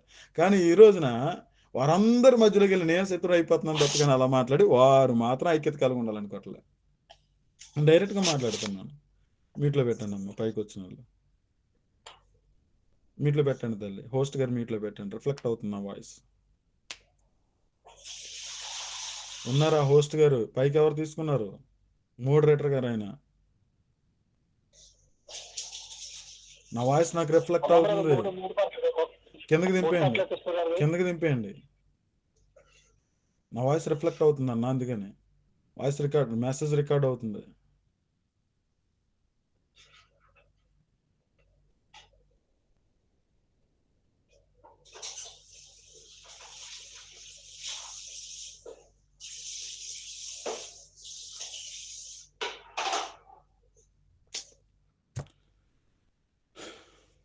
దేవుని నామానికి మహిమ కలుగును గాక. ప్రభు ఏం మాట్లాడుతున్నారన్నది మనం ఆలోచించాలి. ఏ విషయాన్ని కలిగి ఉండాలని ప్రభు నేర్పుతున్నారు మనం ఆలోచించాలి. ఇక్కడ కొన్ని విషయాలు మనం చూసుకుంటూ మనం ముందుకు వెళ్తున్నాం చూడండి. ఆరోచన దగ్గర నుంచి వెళ్ళిపోదాం. మలాకి గ్రంథం 1వ అధ్యాయం 6వ వచనం. కుమారుడు తన తండ్రిని గనపరచును కదా, దాసుడు తన యజమాని గనపరచును కదా. నా నామమును నిర్లక్ష్యపెట్టి యాజకులారా, నేను తండ్రినైతే నాకు రావలసిన ఘనత ఏమైను? నేను యజమానుడనైతే నాకు భయపడువాడెక్కడ ఉన్నాడు? ఆయన సైన్యములకు అధిపతి యెహోవా మిమ్మును అడుగగా, మేమి చేసి నీ నామం నిర్లక్ష్య పెట్టితమని మీరందరూ ఏమన్నారు ఇక్కడ? నువ్వు అలా అంటున్నావు ప్రభువా, ఏం చేసి నిర్లక్ష్య పెట్టని చెప్పు. ప్రతి మాటలో కూడా దేవుని కృపను బట్టి బాగున్నాను అంటున్నాను కదా, ప్రతి ఒక్కరికి వందనాలు చెప్తున్నాను కదా, మీటింగ్స్ పెడితే మీటింగ్స్కి వెళ్తున్నాను కదా, అక్కడ పాటలు పాడుతున్నాను కదా, ఆరాధన చేస్తున్నాను కదా, వాక్యం చెప్తున్నాను కదా, ప్రతి ఆదివారం వెళ్తున్నాను కదా, శుక్రవారం వెళ్తున్నాను కదా, ప్రభు వాళ్ళ పాల్గొన్నాను కదా. ఏ విషయంలోనే నిర్లక్ష్య పెట్టని చెప్పు. నేను దశభాగం ఇస్తున్నాను కదా, కానుకలు ఇస్తున్నాను కదా, అన్నీ బాగున్నాయి, ఇవ్వాల్సిందే ఇవ్వలేదు అన్నాడు అంతే. అక్కడ శైలి చూసుకున్నప్పుడు ఇక్కడికి వద్దాం, కంపారిజన్ చేసుకుందాం, సరేనా? అక్కడ ఏం మాట్లాడుతున్నారో దేవుడు చూద్దాం ఒకసారి. అక్కడ ఏం మాట్లాడుతున్నారో చూద్దాం. నా బలిపీఠం మీద అపవిత్రమైన భోజనమును మీరు అర్పించుచు, మీరు ఏమి చేసి నేను అపవిత్రపరిచితమని మీరు నా బలిపీఠం మీద నైవేద్యాలు, బలుల అర్పణలు వాళ్ళకు ఉన్నాయి, అపవిత్రమైనది చేస్తున్నారంట. అంటే ఏంటి? హృదయపూర్వకంగా జరిగించట్లా. తెచ్చేది మంచి వస్తువే, తెచ్చేది మంచిదే పట్టుకొస్తున్నారు అనుకుందాం, కానీ హృదయపూర్వకంగా జరిగించట్లా. కానీ ఇక్కడ మనకి క్రొత్త నిబంధనలో ఇది వర్తిస్తుంది. ఇక్కడ ఏం చేస్తున్నారో తెలుసా వీళ్ళు? అపవిత్రమైన భోజనం ఏంటన్నది అక్కడ స్పష్టంగా చెప్పాడు. చూడండి ఒకసారి చూద్దాం. వారు అర్పించేది ఎటువంటిది పట్టుకొచ్చారంటే చూడండి. నా బలిపీఠం మీద అపవిత్రమైన భోజనమును మీరు అర్పించుచు, ఏమి చేస్తే నిన్ను అపవిత్రపరిచితమని మీరందరూ యెహోవా భోజనపు బలను నీచపరిచినందు చేతనే కదా. గుడ్డి దానిని తీసుకుని బలిగా అర్పించిన ఎడల అది దోషము కాదా? కుంటి దానినైనను, రోగము గల దానినైనను అర్పించిన ఎడల అది దోషము కాదా? అట్టి వాటిని నీ అధికారికి నువ్వు ఇచ్చిన ఎడల అతడు నీకు దయచూపునా, నిన్ను అంగీకరించునా అని సైన్యములకు అధిపతి యెహోవా అడుగుచున్నాడు. ఏం కనబడుతుంది ఇక్కడ స్పష్టంగానే? కుంటిదాన్ని, గుడ్డిదాన్ని పట్టుకొచ్చి మీరు నాకు బలిగా ఇస్తున్నారు అని అన్నాడు. వాస్తవానికి లేవికాండంలో మనకు స్పష్టంగా ఒక మాట కనబడుతుంది. నువ్వు సమాధాన బలి ఇవ్వాలా, కృతజ్ఞతార్పణ బలి ఇవ్వాలా, దహన బలి ఇవ్వాలా, లేకపోతే పాప క్షమాపణ బలి ఇవ్వాలా, అపరాధ పరిహారార్థ బలి ఇవ్వాలా అని వారికి రకరకాల బలులు ఉన్నాయి వాళ్ళకి. ఆ బలులు ఏ విధంగా ఇవ్వాలన్నది చెప్పాడు లేవి కాండంలో. అది నిర్దోషంగా ఉండాలి, ఏడాది సంవత్సరం కలిగి ఏడాది వయసు ఉండాలి, మచ్చ ఉండకూడదు, పొడ ఉండకూడదు, గుడ్డిదై ఉండకూడదు, నీరసమై ఉండకూడదు, ఆరోగ్యవంతంగా ఉండాలి. ఈ క్రమంలో చేయాలని ఒక నియమావళి అన్నది ఇశ్రాయేలు ప్రజలకు ఇచ్చాడు. దాన్ని దగ్గరుండి జాగ్రత్తగా జరిపించాల్సిన బాధ్యత యాజకులకు ఇచ్చాడు. కానీ ఇక్కడ ఏం జరుగుతున్నారు? ప్రజలు అవివేకులు అయ్యారు. ప్రజలను బట్టి ప్రజల ఆదరణ పొందుకోవాలని, ప్రజల మెప్పు పొందుకోవాలని, ప్రజలలో సెలబ్రిటీ అయిపోవాలని ప్రజలు ఎలాంటిదాన్ని తీసుకొచ్చినా కానీ యాజకుడు ఏం చేస్తున్నాడు? దాన్ని చెక్ చేయకుండా దాన్ని సమర్పించేస్తున్నాడు. ఇప్పుడు దీన్ని మనం పట్టుకొద్దామా? ఇప్పుడు మనం పట్టుకొద్దామండి. ప్రజలు ఎలా జీవించేసినా, ఎలాంటి లోక మర్యాదను అనుసరించేసినా, ఎటువంటి ముహూర్తాలు పెట్టేసుకున్నా, ఇంటికాడ ఎటువంటి రీతిగా నడిచేసుకున్నా, ఇటువంటి కళ్ళెదురుకుండా ఎలాంటి ప్రవర్తన కలిగి ఉన్నా, క్రీస్తు ప్రేమ సమాధానం లేకపోయినా, నా సంఘానికి వస్తున్నారు అది చాలు, నెలలో కనబడుతున్నారు అది చాలు, వారంలో కనబడుతున్నారు అది చాలు, దశంభాగాలు ఇస్తున్నారు అది చాలు, నాకు ఎక్కువ మంది సంఖ్య వచ్చేస్తున్నారు అది చాలు, వాళ్ళకి శ్రేష్టమైన ఆహారం నేను పెట్టకల్లా, వాళ్ళు వస్తున్నారు, వాళ్ళ జనమే నాకు కావాలి, ఎక్కువ మంది ఉంటే చాలు, వాళ్ళు నేను పొగుడుతాను, మీరు బంగారు తల్లులు అంటాను, మీరు బంగారు తొండలు అంటాను, బంగారు కొండలు అంటాను, ఏదైనా అంటాను. ఎందుకంటే మీ నుంచి నాకేం కావాలి? పేరు కావాలి, ఘనత కావాలి, రాబడి కూడా కావాలి. కానీ మీకేం కావాలి? ఆశీర్వాదాలు కావాలి. కాబట్టి దాన్ని నేను ఇచ్చేస్తా, మీరు దీన్ని చేసేయండి. ఇలాగే తయారయ్యారు. అప్పుడు అలాగే తయారయ్యారు వాళ్ళు కూడా దేవుడు ఒక క్రమం పెట్టాడు, ఒక నియమం పెట్టాడు కదా. అపవిత్రమైన దాన్ని తీసుకురాకూడదు, కుంటి దాన్ని తీసుకురాకూడదు, గుడ్డి దాన్ని తీసుకురాకూడదు, వంకర దాన్ని తీసుకురాకూడదు, మచ్చన్న దాన్ని తీసుకురాకూడదు, పొడన్న దాన్ని తీసుకురాకూడదు, ఆరోగ్యవంతమైన గొర్రె పిల్లని తీసుకురావాలి. వయసు చెప్పాడు దానికి, అది నిష్కలంకంగా ఉండాలి, అది పొల్లనదై ఉండాలి, ఈనదై ఉండాలి, అది పవిత్రంగా ఉండాలి అనే విషయాలని చెప్పినప్పుడు అది చెక్ చేయాల్సిన పరిస్థితి ఎవరిది? యాజకుడిది. యాజకుడే కదా మరి దాన్ని ఆంతరములు తీసి బలిపీఠం వేసి ధూపం వేసి కాల్చి బలి అర్పణిచ్చేది, దహన బలి అయినా ఏదైనాని. కానీ యాజకుడు ఏం చేస్తున్నాడు? దాన్ని పట్టించుకోవాలా. ఆడు వంతు అడుగు వచ్చేస్తుందని చూసుకున్నాడు, ఆడు రాబడి అడుగు వచ్చేస్తుందని చూసుకున్నాడు, వెళ్ళిపోయాడు అంతే. అదే అన్నాడు ఇక్కడ. ఇప్పుడు కూడా అలాగే తయారయ్యారు. నాకు ఎక్కువ మంది రావాలంతే. వెళ్ళేవారు కూడా అలాగే వెళ్తున్నారు. మాకు ఏం కావాలంటే ఆశీర్వాదాలు కావాలి. ఆశీర్వాదం మీద పడ్డారేంటారు బాబు, దేవుడు ఆశీర్వాదం ఇవ్వడంటే. ఆశీర్వాదం ఎందుకు కూడా ఎవరు చెప్పారు? నేను ఆశీర్వాదం ఇవ్వడం నేను చెప్పానా? ఎప్పుడు చెప్పలేదు. దేవుడు నన్ను ఎంతగానో ఆశీర్వదించాడు, ఆత్మీయంగా ఆశీర్వదించాడు. యేసుక్రీస్తునందు గొప్ప ఆశీర్వాదం ఇచ్చాడు, పరిశుద్ధాత్మ నాకు ధరింపజేశాడు. అది ఇంకా గొప్ప ఆశీర్వాదం. ఈ లోకంలో ప్రతి అవసరతను కూడా తీరుస్తున్నాడు. దేవుని కృపను బట్టి నేను బ్రతుకుచున్నాను. నా హృదయంలో ఆయన తప్ప వేరొక దేవుడు లేడు. ఆ విషయంలో మాట్లాడడానికి, పోరాటం చేయడానికి, డిబేట్ చేయడానికి, అలా చేస్తే నా తలకాయ లేచిపోద్దన్నానికైనా కానీ ఇల్లు ధైర్యంగా నుంచుంటాను. అంత గొప్పగా ఆశీర్వదించాడు, అంత ధైర్యాన్ని ఇచ్చాడు. ఇంకేం కావాలి? మరలా చెప్పనా? దేవుడు ఆశీర్వదించడని నేను చెప్పట్లా. దేవుడు ఆశీర్వదించాడు, నన్ను గొప్పగా ఆశీర్వదించాడు. క్రీస్తునందు నాకు రక్షణ దయచేశాడు, క్రీస్తునందు నిత్యజీవాన్ని ఇచ్చాడు, అది గొప్ప ఆశీర్వాదం. ప్రభు ఒక ఆత్మ నాకు ఉచితంగా ఇచ్చాడు, ఆయన జ్ఞానాన్ని ఇచ్చాడు, ఆయన వివేకాన్ని ఇచ్చాడు, ఆయన పనిలో పెట్టుకున్నాడు, ఇది గొప్ప ఆశీర్వాదం. నాకు అక్కర్లో నా అవసరతలన్నీ తీరుస్తున్నాడు, ఇది గొప్ప ఆశీర్వాదం. ప్రభువుని బట్టి నాకు ఎన్నో శ్రమలు వస్తున్నాయి, ఆ విషయాన్ని కూడా చెప్పి నువ్వు మాత్రం నన్ను విడిచిపెట్టకని చెప్పాడు. అంతగా ప్రేమించి నా నిమిత్తం వస్తాయని ఆయన అబద్ధం చెప్పకుండా నిజం చెప్పాడు, ఎన్ని వస్తున్నాయి, అది గొప్ప ఆశీర్వాదం. ఎవరు కాదన్నారు ఇవన్నీ? నాకు అనారోగ్యం బాగోపోతే టాబ్లెట్స్ వేసుకుంటాను, అట్ ద సేమ్ టైం ప్రార్థన చేస్తాను, ప్రభు స్వస్థతనిస్తాడు, అదే ఆశీర్వాదం. నా అవసరతలు అక్కర్లన్నీ కూడా తీరుస్తున్నాడు, అదే ఆశీర్వాదం. ఎంత గొప్పగా ఆశీర్వదించాడంటే గనక నిజదేవుడు ఒక్కడే అన్నటువంటి స్థిరమైన విశ్వాసంలోకి నడిపించాడు, అది గొప్ప ఆశీర్వాదం.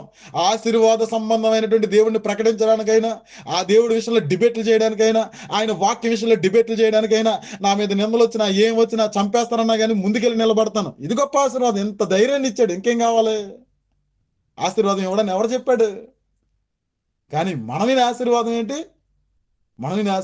మన అక్కర్లు, మన అవసరతలు, మన డబ్బు కావాలి, బ్యాంక్ బ్యాలెన్స్లు కావాలి, ఆరోగ్యాలు కావాలి, అవి కావాలి, ఇవి కావాలి, అది వీటి నిమిత్తం మాత్రం వెళ్తే గనక మనంత దౌర్భాగ్యం లేరని నేనంటలా, పౌలు గారు అంటున్నారు. నా ఎద్దుకు వచ్చినాడు నన్ను వెంబడించాలి, నా ఎద్దుకు వచ్చిన నన్ను వెంబడించేవాడే నాకు పాత్రుడని నేనంటలా, యేసుక్రీస్తు గారు అంటున్నారు.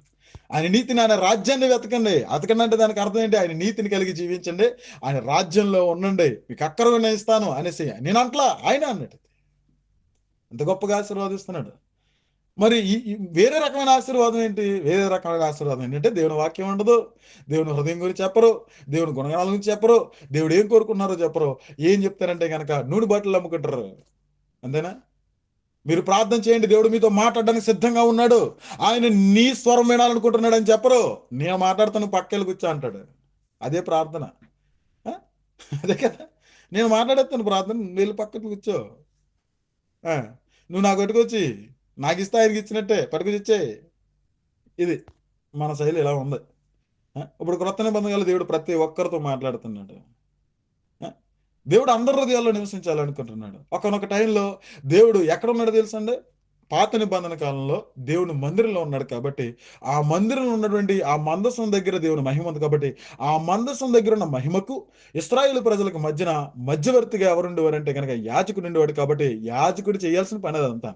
ఇప్పుడు ఏమేం జరుగుతున్నా, మీరే రాజులైన యాజక సమూహం అన్నాడు పేతురు. మీరెవరో తెలుసా? పరిశుద్ధ జనాంగం, దేవుని సొత్తైన ప్రజలు, మీరే రాజులు, మీరే యాజకులు అని అన్నాడు. కానీ ఇక్కడేమన్నారు? నేను యాజకుని, మీరు సాధారణ ప్రజల్లో, మీరు అక్కడ కూర్చోండి, మీ ప్రార్థన నాకు చెప్పండి, నేను ఉపవాసం ఉంటాను, మీరు శుభ్రంగా తినేసి కూర్చోండి, నా ప్రార్థన బట్టి మీకు రక్షణ దయచేస్తాడు. ఎవరు చెప్పారు?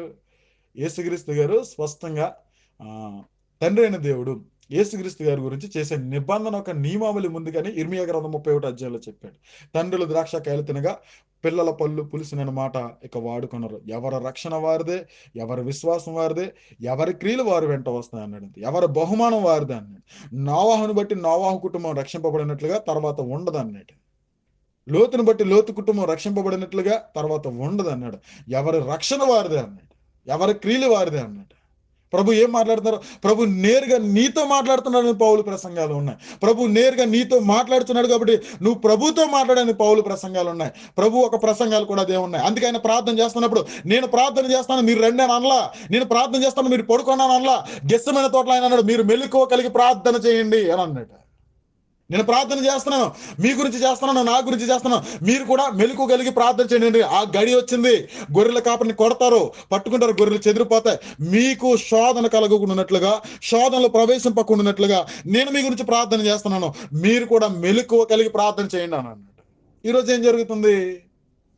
రెండు రెండు రెండు రెండు రెండు రెండు రెండు అందరూ రండి, 150కి వెళ్ళిపోవాలి, 200కి వెళ్ళిపోవాలి, రెండు రెండు రెండు రెండు రండి, నేను ప్రార్థన చేస్తాను, ఎర్రు గొర్రెల కింద నుండి తలలో గంగిరెద్దులు ఆడించను అంటున్నారు. ఆ పరిస్థితుల్లో ఉన్నవాడు కాలుతుంది మరి నా మాటలో. ఆవేదనతోటే చెప్తున్నా, ఆవేదనతోటే చెప్తున్నా. మోసం చేస్తున్నారు మమ్మల్ని, మోసమే చేస్తున్నారు. తండ్రి ప్రేమ ఎటువంటిదో తెలుసా? కుమారుడు వచ్చి ఆ ఒక చెడు వ్యసనాలకి గురి అయిపోయినటువంటి ఆ వ్యక్తి వచ్చి తండ్రి అని మాట్లాడే స్థితిలోకి, పశ్చాత్తాపంలోకి తీసుకెళ్ళి మోకరించి తండ్రి అని మాట్లాడే స్థితిలోకి వెళ్ళేది వాక్యం. ఈరోజు ఏం జరుగుతుందో చెప్పనా? నువ్వు తండ్రి అని మాట్లాడక్కర్లా, నేను మాట్లాడతాను, దేవుడు నా ద్వారా నీకు చేస్తాడు, నువ్వు సైలెంట్గా ఉండిపో. అది ఎంతవరకు కరెక్ట్ అంటే కరెక్ట్ కాదు. జాగ్రత్త. ఆ రోజు యాజకులు ఎలాగైతే ఉన్నారో ఈ రోజు యాజకులు కూడా అలాగే ఉన్నారు. ఈ రోజు మరలా కొత్తది వచ్చిందండి, నన్ను పట్టుకెళ్ళి పైనెట్టాలి, నాకు అధికారాలు ఇవ్వాలి. క్షమించండి, ఎవరిని ఉద్దేశించి అంటలేదు నేను. విజయ్ కుమార్ అక్క ఉంది అనుకోండి పోనీ, ఎందుకు నన్ను ఎంతగానో ప్రేమిస్తుంది కదా అక్క, తమ్ముడు తమ్ముడు అని సొంత రక్తం కాకపోయినా కానీ అంతకంటే ఎక్కువగా ప్రేమిస్తూ ఉంటుంది దేవుని ప్రేమను బట్టి. కాబట్టి విజయ్ కుమార్ అక్క క్విజ్ పెట్టింది అనుకోండి, నేను వెళ్ళి చెప్తేనే నేను అక్కడ పైకి ఎక్కుతా, లేకపోతే ఎక్కను. నాకు ఏదన్నా ఇచ్చారని ఇటువంటి పొజిషన్ ఉన్న సహవాసాన్ని కూడా వదిలిపెట్టి వెళ్ళిపోతాను నేను. వాక్యం నాకు ముఖ్యం కాదు, నేను సెలబ్రిటీ కావాలి, నన్ను ముందెట్టాలి, నన్ను గనపరచాలి, నేను వెళ్ళినా నాకు ఇది ఇచ్చేయాలి, నేను వెళ్ళినా నాకు అది వచ్చేయాలి. వాక్యం ఏమైనా ఉందంటే వాక్యం ఏమీ లేదు. వాక్యం పట్ల శ్రద్ధ ఉందంటే వాక్యం పట్ల శ్రద్ధ ఏమీ లేదు. వాక్యం తెలుసుకుందామన్న ఆలోచన కూడా ఉండదు. కానీ కార్యక్రమాలలో నేను ఉండాలి, ముందు నేను కనబడాలి, పైన నేను ఉండాలి. ఇలాంటి పనికి మనలు కూడా ఉన్నారు ఇక్కడ. ఎక్కడంటే ఎక్కడ ఆన్లైన్ పరిచర్యలు, అది అయ్యమో కావచ్చు, యూట్యూబ్ కావచ్చు, టిక్ టాక్ కావచ్చు, ఇన్స్టాగ్రామ్ కావచ్చు, ఏదైనా కావచ్చు, ఆన్లైన్ పరిచర్యలు ఇటువంటి వాళ్ళు ఎక్కువైపోయారు. షేర్ చాట్ కావచ్చు, మేము ముందుండాలంతే. వాక్యపు విలువలు ఏమి ఉండవు. వాక్యపు విలువలు అంటే ఏంటి?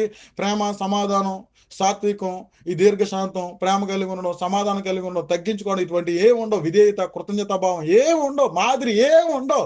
నేను కనబడాలి, నేను కనబడితే నేను ఉంటా, లేకపోతే ఉన్నాను. నన్ను కనబరచాలి, అప్పుడే నేను ఉంటా, లేకపోతే నేను ఉండను. నన్ను పొగిడేవారు ఉంటే నేను వాక్యం వింటా, లేకపోతే మిగతా వాళ్ళు చెప్పింది వాక్యం కాదు, నాకు వద్దు. అందుకే వారి జీవితాలు అలాగే ఏడ్చాయి, వాళ్ళు ప్రసంగికులు అలాగే ఏడ్చారు.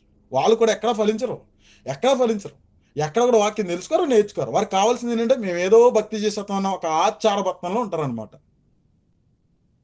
నేను నేరుగానే మాట్లాడుతున్నాను.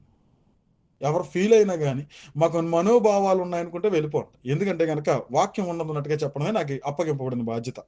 ఉన్నదున్నట్టుగా చెప్పుకోమాడు అంతే. మనుషులకు నేను భయపడను. ఎవరు తిట్టుకున్నా స్వీకరిస్తా. ఎందుకంటే వాక్యాన్ని బట్టి తిట్టుకుంటే గనక అది నా అకౌంట్‌లోకి రాదు. ఆయన అకౌంట్‌లోకి ఎళ్తది. నాకు సంబంధం లేని విషయం. సొంతంగా ఏమన్నా మాట్లాడితే ఉద్దేశించి ఖచ్చితంగా మీరు నన్ను అడగొచ్చు. ఖచ్చితంగా మీరు నన్ను ఖండించొచ్చు. నేను చెప్తున్నాను. సంఘ పరిచర్య అంటే, సంఘంలో కనబడడం అంటే, సెలబ్రిటీలు అవ్వడం అంటే, లోకంలో ఉన్న మనుషుడు అనుకుంటాడు అలాగా. నేను సెలబ్రిటీ అవ్వాలి, అందరిలో ఉండాలని. కానీ క్రైస్తవుడు అలా ఉండకూడదు. పెద్దలకి ఒక స్థితి ఉంటది. వాక్యం చెప్పేవాడికి ఒక స్థితి ఉంటది. పరిచర్య చేసేవాడికి ఒక స్థితి ఉంటది. నడిపించేవాడు మినిమమ్ యేసుక్రీస్తు గుణగణాలు కలిగి ఉండాలి. ద్వేషం, అసూయ, కలహాలు, భేదాభిప్రాయాలు, ఆ!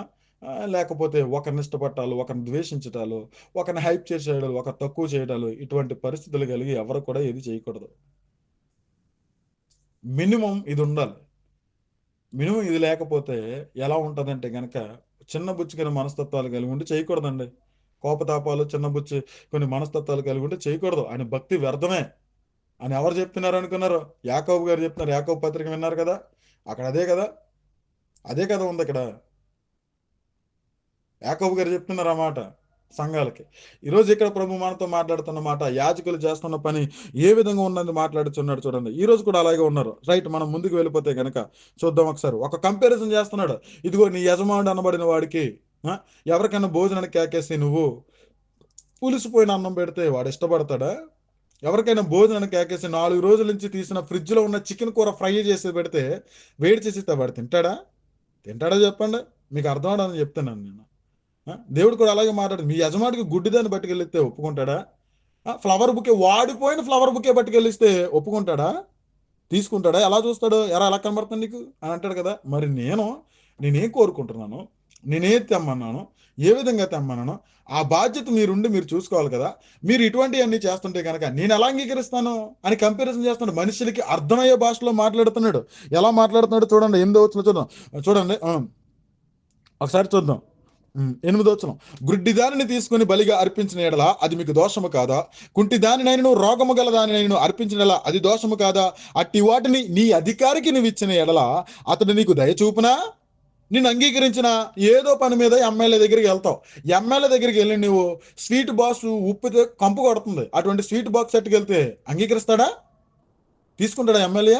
ఎమ్మెల్యే గారు మీకు ఒక సాలువా పట్టుకొచ్చానంటే గనక అది మసుగుట్ట కంపు కొడితే ఒప్పుకుంటాడా? ఒప్పుకోడు కదా! అదే చెప్తున్నాడు ఇక్కడ. నీ అధికారికి నువ్వు ఇస్తే అంగీకరించడు.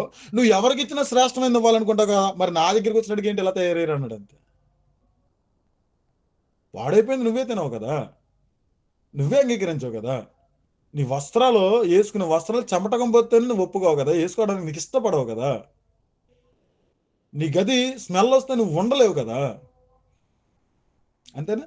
అన్ని రకాలుగా ప్రభు మాట్లాడుతుంది. నీ అధికారికి నువ్వు పట్టుకెళ్ళి, నువ్వు శ్రేష్టమైనది కాకుండా అపవిత్రమైనది, అతనికి నచ్చనిది, మనుషులు అసహించుకునేది పట్టుకెళ్ళి ఇచ్చావనుకో, ఎలా చూస్తాడు? నీ పట్ల దయ చూపుతాడా? నీ పట్ల కనికరం చూపుతాడా? నీ పట్ల మేలు చేస్తాడా? చూడండి ఎలా అంటున్నాడు. అట్టి వాటిని నీ అధికారికి నువ్వు ఇచ్చిన యెడల అతడు నీకు దయ చూపునా? నిన్ను అంగీకరించునా? అని సైన్యములకు అధిపతికి యెహోవా అడుగుచున్నాడు. దేవుడు మనకు కటాక్షము చూపినట్లు ఆయనను శాంతిపరచుడి. మీ చేతనే కదా అది జరిగెను. ఆయన నామమును బట్టి ఎవరినైనా అంగీకరించునా? అని సైన్యములకు అధిపతియగు చూడండి. అని సైన్యములకు అధిపతియగు యెహోవా అడుగుచున్నాడు.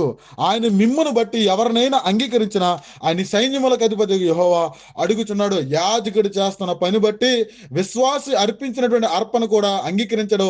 విశ్వాసి కలిగి సమర్పించినటువంటి ఆ ప్రార్థన కూడా స్వీకరించను అంటున్నాడు. మిమ్మును బట్టి ఎవరినైనా అంగీకరిస్తానని అన్నాడు అంతే. అంటే దాని అర్థం ఏంటి తెలుసా?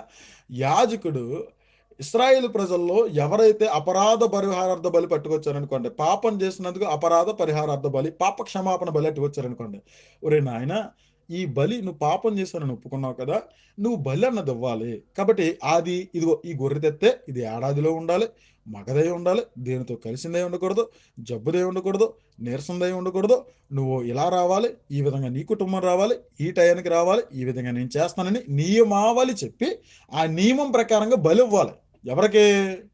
దేవునికి. కానీ ఇక్కడ యాజకుడు ఏం చేస్తున్నాడు? పట్టుకొచ్చేయండిరా ఏదో విధంగానే చేసేద్దాం అన్నట్టు. యేసుక్రీస్తు గారి కాలంలో కూడా అదే జరుగుతుంది. ఏం జరుగుతుంది? మందిరం బయటెట్టేశారు. గువ్వలను నమ్మేస్తున్నారు. పావురాలను నమ్మేస్తున్నారు, మేకలను నమ్మేస్తున్నారు, గొర్రెలు నమ్మేస్తున్నారు, ఆవు దూడలను నమ్మేస్తున్నారు. ఎందుకు అమ్ముతున్నారు అక్కడ? ఎందుకు అమ్ముతున్నారంటే బలులు ఉన్నాయి కదా, అర్పణలు ఉన్నాయి కదా, కాబట్టి అది వ్యాపారపుడిలుగా చేశారు.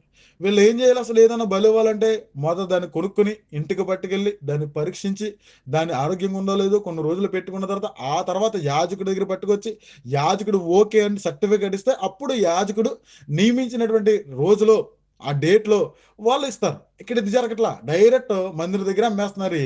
పావు రూపాయి పిల్లలు ఇవ్వాలన్నా అక్కడికి వెళ్ళి కొనుక్కొని ఇచ్చేస్తున్నారు. అంటే అక్కడ బిజినెస్ చేశారనమాట. బిజినెస్ బిజినెస్ తెలుసు కదా, వ్యాపారం. ఇప్పుడు కూడా అంతే. ఇప్పుడు కూడా సంఘాల దగ్గర రకరకాల బిజినెస్లు పట్టుకొచ్చేటారు. ఏం బిజినెస్ అంటే వాగ్దానం కార్డులు అమ్ముకునే బిజినెస్. బై ఎవరేమనుకోవద్దు. ఆ, కొన్ని కొన్ని క్రిస్మస్లకి రకరకాల అంటుపళ్ళు పాటలు పాడతారు. నిజమే చెప్తున్నాను, మీకు ఉంటాయి కదా అంటుపళ్ళు పాటలు పాడతారు. ఆ రోజు పట్టుకొచ్చిన అంటుపళ్ళకి పాట పాడి అమ్ముతూ ఉంటారు. కొంతమంది వాగ్దానాల్లో బిజినెస్ చేస్తూ ఉంటారు. ఆ, రకరకాల అన్నీ పట్టుకొచ్చి పెడుతున్నారు. అన్యజనులు మనం తిట్టుకోవడానికి కరెక్ట్గా సరిపోతుంది. ఈ మధ్యకాలంలో ఒక మాట చెప్తున్నానండి, అంటే కొంతమందికి అర్థం అవడానికి చెప్తున్నాను. ఈరోజు మార్నింగ్ ఒక వీడియో చూస్తాను నేను, డ్యూటీలో ఉండగా చూసినప్పుడు. ఒక అన్యుడు వీడియో చేస్తున్నాడు. అతనికి దేవుడు అంటే మరి ఏ విశ్వాసం ఉందో నాకు తెలియదు, కానీ అతను ఒక వీడియో చేశాడు. అది ఇన్స్టాగ్రామ్లో జరిగింది అనుకుంటే ఇందులో పోస్ట్ చేశారు. నేను ఈరోజు చూస్తాను అది నిజంగా. అయితే మార్నింగ్ చూస్తున్నప్పుడు ఏం చేస్తున్నాడు ఇతను అనుకుంటే సైలెంట్గా బ్యాక్గ్రౌండ్ వీడియో పెట్టాడు. ఒక ఆవిడ ప్రార్థన చేస్తుంది. ఏమని చేస్తుందంటే, గ్యాస్ బండ్ అయిపోయింది, గ్యాస్ బండ్ అయిపోతే పరిశుద్ధాత్మ నా పక్కన ఉన్నాడు అని చెప్పి, పరిశుద్ధాత్మడా నాకు గ్యాస్ బండ్ అయిపోయింది, నాకు గ్యాస్ కావాలనగానే అలా కట్టుకుని ఇచ్చేసాడు అనేసి వీడియో మాట్లాడింది. పాస్టర్ అమ్మ గారు అండి, మరి ఏ పాస్టర్ అమ్మ గారు నాకు అర్థం కావట్లా. ఏ విధంగా మీ ఎక్కడి నుంచి తయారయ్యారా బాబు వీళ్ళందరూ అనుకున్నాను. అతను అంటున్నాడు, అతను ఏం చేస్తున్నాడు అంటే, యేసు ప్రభువా, అతను గ్యాస్ బండ పక్కన పెట్టుకుని, యేసు ప్రభువా నా గ్యాస్ అయిపోయింది ప్రభువా, నువ్వెవరో నాకు తెలియదు కానీ నాకు గ్యాస్ కావాలి ప్రభువా అని ప్రార్థన చేశాడు. 1 డే లెటర్ అని పెట్టి, రాలేదు ప్రభువా, ఇంత ఆలస్యం చేస్తున్నావు ఏంటి అని అన్నాడు. ఈ పనికి మళ్ళీ ఇటువంటి వాళ్ళ వల్ల కదండి వీళ్ళు నవ్వుకోవడానికి సరిపోతుంది. దీన్ని ఖండించేవాడు ఎవడైనా ఉన్నాడా? పల్లీకి నుంచేస్తున్నారు అక్కడ కింద ఉన్నవాళ్ళు ఆ ప్రసంగం చెప్తుంటే. ఆ, దీని గురించి బాధపడినాడు ఎవడైనా ఉన్నాడా? మనం కూడా నవ్వుకుంటాం. నేను నవ్వుతూ చెప్పాను కానీ చాలా బాధేసింది. ఎందుకంటే ఈ సందర్భం ఎలా కనబడింది తెలుసా? అక్కడ కామెంట్లు చూస్తే వాడు పడుకున్నాడేమో, వాడు నిద్రపోతున్నాడేమో, వాడిని లేపాలేమో, ఇవన్నీ కామెంట్లు. ఎవరిని? పరిశుద్ధాత్మ దేవుణ్ణి. పరిశుద్ధాత్మను దూషించే రీతిగా చేసింది ఆవిడ. ఆ? అసలు భయం ఉందా వీళ్ళకి నాకు తెలియగడతాను. యాజకుడు దేవుని నామాన్ని నిర్లక్ష్య పెట్టడం ఇది కాదా? ఇది కాదా చెప్పండి. ఏం చేస్తున్నారు వీళ్ళు? ఏం చేస్తున్నారు వీళ్ళు? దీన్ని పట్టించుకున్నవాడు ఎవడైనా ఉన్నాడా? దీన్ని ఖండించేవాడు ఎవడైనా ఉన్నాడా? ఎవరైనా మాట్లాడతారా అసలు వెళ్ళి? మాట్లాడరు. ఇలాంటి పరిస్థితులు ఎన్ని? ఎలకలు తోలడానికి ప్రార్థన, బొద్దింగిలు పోవడానికి ప్రార్థన. ఏంటిది? ఏం జరుగుతుంది?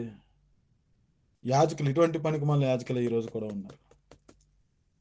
నా నామాన్ని నిర్లక్ష్య పెట్టారంటే ఆయన ఉద్దేశాలను, ఆయన ఆలోచనని నిర్లక్ష్య పెట్టారు, ఆయన వాక్యాన్ని నిర్లక్ష్య పెట్టారు, అన్ని పట్టుకొచ్చి పెట్టారు ఇక్కడ. ఖండించాలి. మన పరిధిలో ఉన్నప్పుడు మనం, మన చుట్టుపక్కల మన పరిధిలో ఉన్నప్పుడు, ఆ పరిస్థితులు ఉన్నప్పుడు మనం ఖండించాలి, గద్దించాలి, వారికి బుద్ధి చెప్పాలి. నిజంగా చాలా బాధేస్తుంది నాకు. ఎందుకో చెప్పిన, ఏలియా గారు ప్రార్థన చేస్తుంటే ఈ యొక్క ఏలియా గారు ఒక దేవుడి గురించి చెప్తారు. వాళ్ళు భజనలు చేసి కేకలు వేస్తుంటే, బయలారా బయలారా బయలారా అని కేకలు వేస్తుంటే వాడు పడుకున్నాడేమో, గట్టి కేక అని అంటాడు ఏలియా. మళ్ళీ బయలారా బయలారా బయలారా, బయలంటే దేవత పేరు, దేవుడి పేరు, బయలు దేవత పేరు, ఆకాశపు వర్షపు దేవత పేరు అనమాట. బయలారా బయలారా అని కేకలేస్తుంటే మరలా ఆయన అంటే ఆవలించి ఏలియా గారు అంటారు, ఒరే ఇంకా గట్టిగా అరగండి పడుకున్నాడేమో అనేసి అన్నాడు. అప్పుడు వీళ్ళు ఇంకా గట్టిగా అరిచేటప్పటికి ఆడు రాడు, ఎందుకంటే లేడాడు. తర్వాత చక్కటి ప్రార్థన చేస్తాడు ఏలియా. వెంటనే దేవుని అగ్ని వచ్చి అక్కడ దేవుని ప్రత్యక్షత అంత పవర్ఫుల్ ఉంటుంది. ఇక్కడ ఎలా ఉంది చెప్పనా? ఇక్కడ కామెంట్లు పరిశుద్ధాత్మ పడుకున్నాడేమో, లేపండి, చెయ్యండి అనేసి ఇలా కామెంట్లు పెట్టారు. ఇలా అనడానికి, అలా చేయడానికి సరిపోయింది. దీన్ని ఖండించే వాళ్ళు ఎవరైనా ఉన్నారంటే ఎవరు ఖండించరు. ఇటువంటి వాళ్ళకి మీటింగ్స్ ఇచ్చిన వాళ్ళని ఏమనాలి? ఇటువంటి వాళ్ళకి మైక్ ఇచ్చిన వాళ్ళని ఏమనాలి? ఇటువంటి వాళ్ళ చేత వాక్యం చెప్పించే వాళ్ళని ఏమనాలి? వాళ్ళకి బుద్ధి లేదు చెప్పే వాళ్ళకంటే తీసుకొచ్చే వాళ్ళకి అసలు బుద్ధి లేదు. అబద్ధపు వాక్యం చెప్పేవాడు ఎలా ఉన్నాడో అటువంటి వాళ్ళని పట్టుకొచ్చి సంఘాల్లో నిలబెట్టి మైక్ ఎత్తున్నారు కదా, వీళ్ళకి కూడా బుద్ధి లేదు. స్పష్టంగా దేవుడు మాట్లాడుతున్నాడు. ఎలా మాట్లాడుతున్నాడో చూడండి. ఏ విధంగా మాట్లాడుతున్నాడో చూడండి. ఒక మాట చూడండి 9వ వచనంలో, దేవుడు మనకి కటాక్షము చూపినట్లు ఆయనను శాంతిపరచుడి. మీ చేతనే కదా అది జరిగెను. ఆయన మిమ్మును బట్టి ఎవరినైనా అంగీకరించనని సైన్యములకు అధిపతి యెహోవా అడుగుచున్నాడు. 10వ వచనంలో చూడండి దేవుడు మాట్లాడుతున్న మాట, మీలో ఒకడు నా బలిపీఠము మీద నిరర్ధకమ అగ్ని రాజబెట్టకుండానట్లు నా మందిరపు వాకిండ్లను మూయువాడొకడు మీలో ఉండిన ఎడల మేలు అని అన్నాడు. మీ యందు నాకు ఇష్టము లేదు, మీ చేత నేను నైవేద్యం అంగీకరింపనని సైన్యములకు అధిపతి యెహోవా సెలవిచ్చుచున్నాడు. స్పష్టంగా చెప్తున్నాడు ఆయన. స్పష్టంగా అంటున్నాడు, దీన్ని ఆపగలిగేవాడు ఉంటే మేలు అని అన్నాడు. ఎందుకని? దానిని బట్టి దేవుని నామం అన్యజనులలో హేళన చేయబడదు. అనేక మంది ఇటువంటి పనికిరాని విశ్వాసంలోకి వెళ్ళరు. ఇప్పుడు ఈ మెసేజ్ ఎందుకు చెప్పింది ఆవిడ? అంటే గ్యాస్ బండ్ల కోసం ప్రార్థన చేయండి అనా? దాని అర్థం అదే కదా. గ్యాస్ బండ్ అయిపోయింది, గ్యాస్ బండ కావాలి పరిశుద్ధాత్ముడా అని అడిగినామంటే దాని అర్థం ఏంటి? ఆ? ఇంకా బియ్యం అయిపోయినాయి, బియ్యం గురించి చేయండి అనా కదా. దాని అర్థం అదేనా? వీళ్ళ బోధకుల, వీళ్ళ పాట్రమ్మలు అంట. నిజంగాను పాస్టర్ గారులు కూడా అలా ఉన్నారు. నాకు ఈ టిక్టాక్లోనే మరలా చెప్తున్నాను, ఈ మతోన్మాదుల నుంచి ఎప్పటి నుంచో కాంటాక్ట్లు అండి నాకు బాగా. అంతకుముందు 2 సంవత్సరాల క్రితం జరిగిన పరిస్థితిని బట్టి వాళ్ళు నాకు మెసేజ్లు పెడుతూ ఉంటారు. ఎరా ఉదయ్, డైరెక్ట్గా ఎరా ఉదయ్, అప్పుడేదో కథ చెప్పావు కదా, అబద్ధ బోధకులు నేను ఖండించేస్తాము, మీ దాంట్లో దొంగ స్వామీజీలు ఎలా ఉన్నారు, మా దాంట్లో దొంగ ప్రవక్తలు ఉన్నారు, దొంగ బోధకులు ఉన్నారు, నా పరిధిలో ఉన్నామని ఖండిస్తాను కదా. ఈ టిక్టాక్లో తిరుగుతున్నారు ఒక ఆవిడ ఏం చేస్తున్నారు అని మెసేజ్ పెట్టారు. నాకు ఉంది టిక్టాక్లో మెసేజ్, మీకు కావాలంటే బయటికి తీసి మెసేజ్ పెడతాను. ఆవిడ పేరు కూడా పెట్టాడు, పేరు గీత. ఏం చేస్తున్నారు నువ్వు, ఏం పీకుతున్నారో అని అడిగాడు, డైరెక్ట్ అడిగాడు, నాకు కామెంట్ పెట్టాడు. అది ఎప్పటి నుంచో పెడతాను ఉన్నాడు నాకు, డైరెక్ట్ అన్నాడు, డైరెక్ట్ అడిగాడు నన్ను. అప్పుడు మాతో డిబేట్ చేస్తున్నప్పుడు మీ వాళ్ళు ఎలా చేస్తున్నారు అలా చేస్తున్నారంటే, మీ దాంట్లో దొంగ స్వామీజీలు లేరంటే, మేము ఖండిస్తున్నాం వాళ్ళంటే మేము ఖండిస్తున్నాం అంటే, మరి ఇక్కడ ఇలా ఇంత ఇంత గలాటా జరుగుతుంది, ఇక్కడ ఇంత మోసం జరుగుతుంది, ఇక్కడ నువ్వేం చేస్తున్నావు అని అడిగాడు నన్ను. నేను అన్నాను, చెప్తున్నాను బ్రదర్, వినకపోతే మేమేం చేస్తాం, చెప్తున్నాం బ్రదర్, చెప్పడానికి కూడా పైకి తీసుకోవడంలా మమ్మల్ని బ్లాకుల్లో పెట్టుకున్నారు. అక్కడికి వెళ్ళి వాళ్ళందరూ కూడా మీరు అంటారే ఎర్రి గొర్రెలని, నిజంగానే ఎర్రి గొర్రెలు అవన్నీ అని అన్నాను. నేను అదే కామెంట్ పెట్టాను. మీరు మమ్మల్ని అంటారు కదా ఎర్రి గొర్రెలు అనేసి, అక్కడ ఉన్నాయన్ని కూడా అయ్యే గొర్రెలు అన్నాను అంతే, డైరెక్ట్ అదే అన్నాను. నా దగ్గర ఎవిడెన్స్ ఉంది, నాకు మెసేజ్ పెడుతున్నారు వాళ్ళు.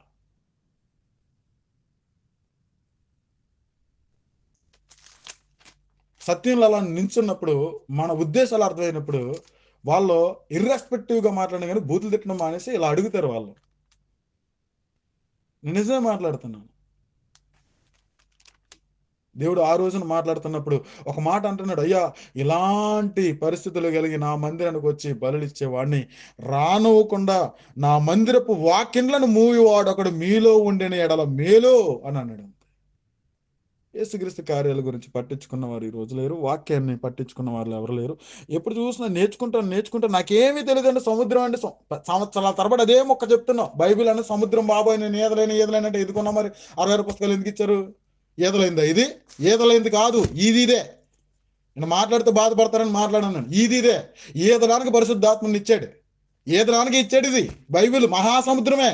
ఈ మహాసముద్రాన్ని ఈదడానికి పరిశుద్ధాత్మని ఇచ్చాడు. ఎన్ని సంవత్సరాలు వెళ్ళిపోయినా నేను ఇంకా ఈదట్లేదు అంటే చచ్చిపో, అందులో మునిగిపోయి చచ్చిపో, దరిద్రం వదిలిపోతుంది. నిజంగా వాక్యం తెలుసుకోకండి, ఇంకా అటువంటి లాజికల్ చెప్పుకుంటూ బ్రతికేయండి, అదే బెటర్.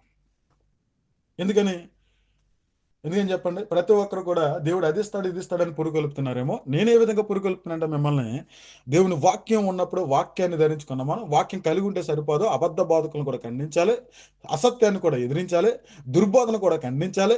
అటువంటి వారికి అవకాశం ఇవ్వకూడదు. ఎఫెసు సంఘం వలె ఉండాలి అని చెప్తున్నాను నేను, బెరయా సంఘంలా ఉండాలి అని చెప్తున్నాను నేను. నికోలాయితుల బోధన తిప్పుకొట్టిన ఎఫెసు సంఘంలో ఉండాలి. అపోస్తులు కాక అపోస్తులను చెప్పుకున్న వారిని తిప్పుకొట్టిన ఎఫెసు సంఘంలో ఉండాలి. లేఖనంలో ఉన్నట్టుగా చెప్తున్నారు లేదని బెరయా సంఘంలో ఉండాలి.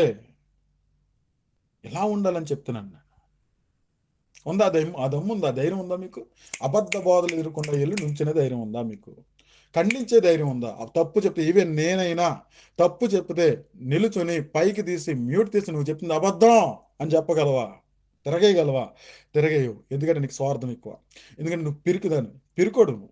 కాబట్టి మాట్లాడితే ఎక్కడ ట్రోలింగ్ చేస్తారో, మాట్లాడితే ఏం చేస్తారో, మాట్లాడితే నా గత జీవితాన్ని పట్టుకొచ్చేస్తారు. ఏం చేస్తారు? మహా అయితే ఫోటోలు వేసి బ్యాక్గ్రౌండ్ రాసుకుంటే రాసుకొని ప్రభువు నిమిత్తం నింద అనుభవించండి, ఆ సంతోషం వేరేగా ఉంటుంది. ఉందా? యాజకులలో, పాస్టర్లలో పక్కన పెట్టండి, సంఘ పెద్దలకు ఆ బుద్ధి లేదు, సంఘాలను నడిపించే వరకు ఆ బుద్ధి లేదు. ప్రతి ఒక్కరికి ఒత్తాస పలుకుతూ వెళ్తుంటారు. నేను అనుకుంటాను, వీళ్ళకి తిమోతికి రాసిన పత్రిక, తీతుకు రాసిన పత్రిక స్పష్టంగా చెప్పాలి, సంఘ పెద్దలకు ఉండాల్సిన ఆ యొక్క నియమాలు ఏంటో తెలియాలి వీళ్ళకి అనుకుంటాను. ఖండించేవాడు లేడు కాబట్టి ప్రతి తరంలోనే ఆడింది ఆట, పాడింది పాట అయిపోయింది క్రిస్టియానిటీ.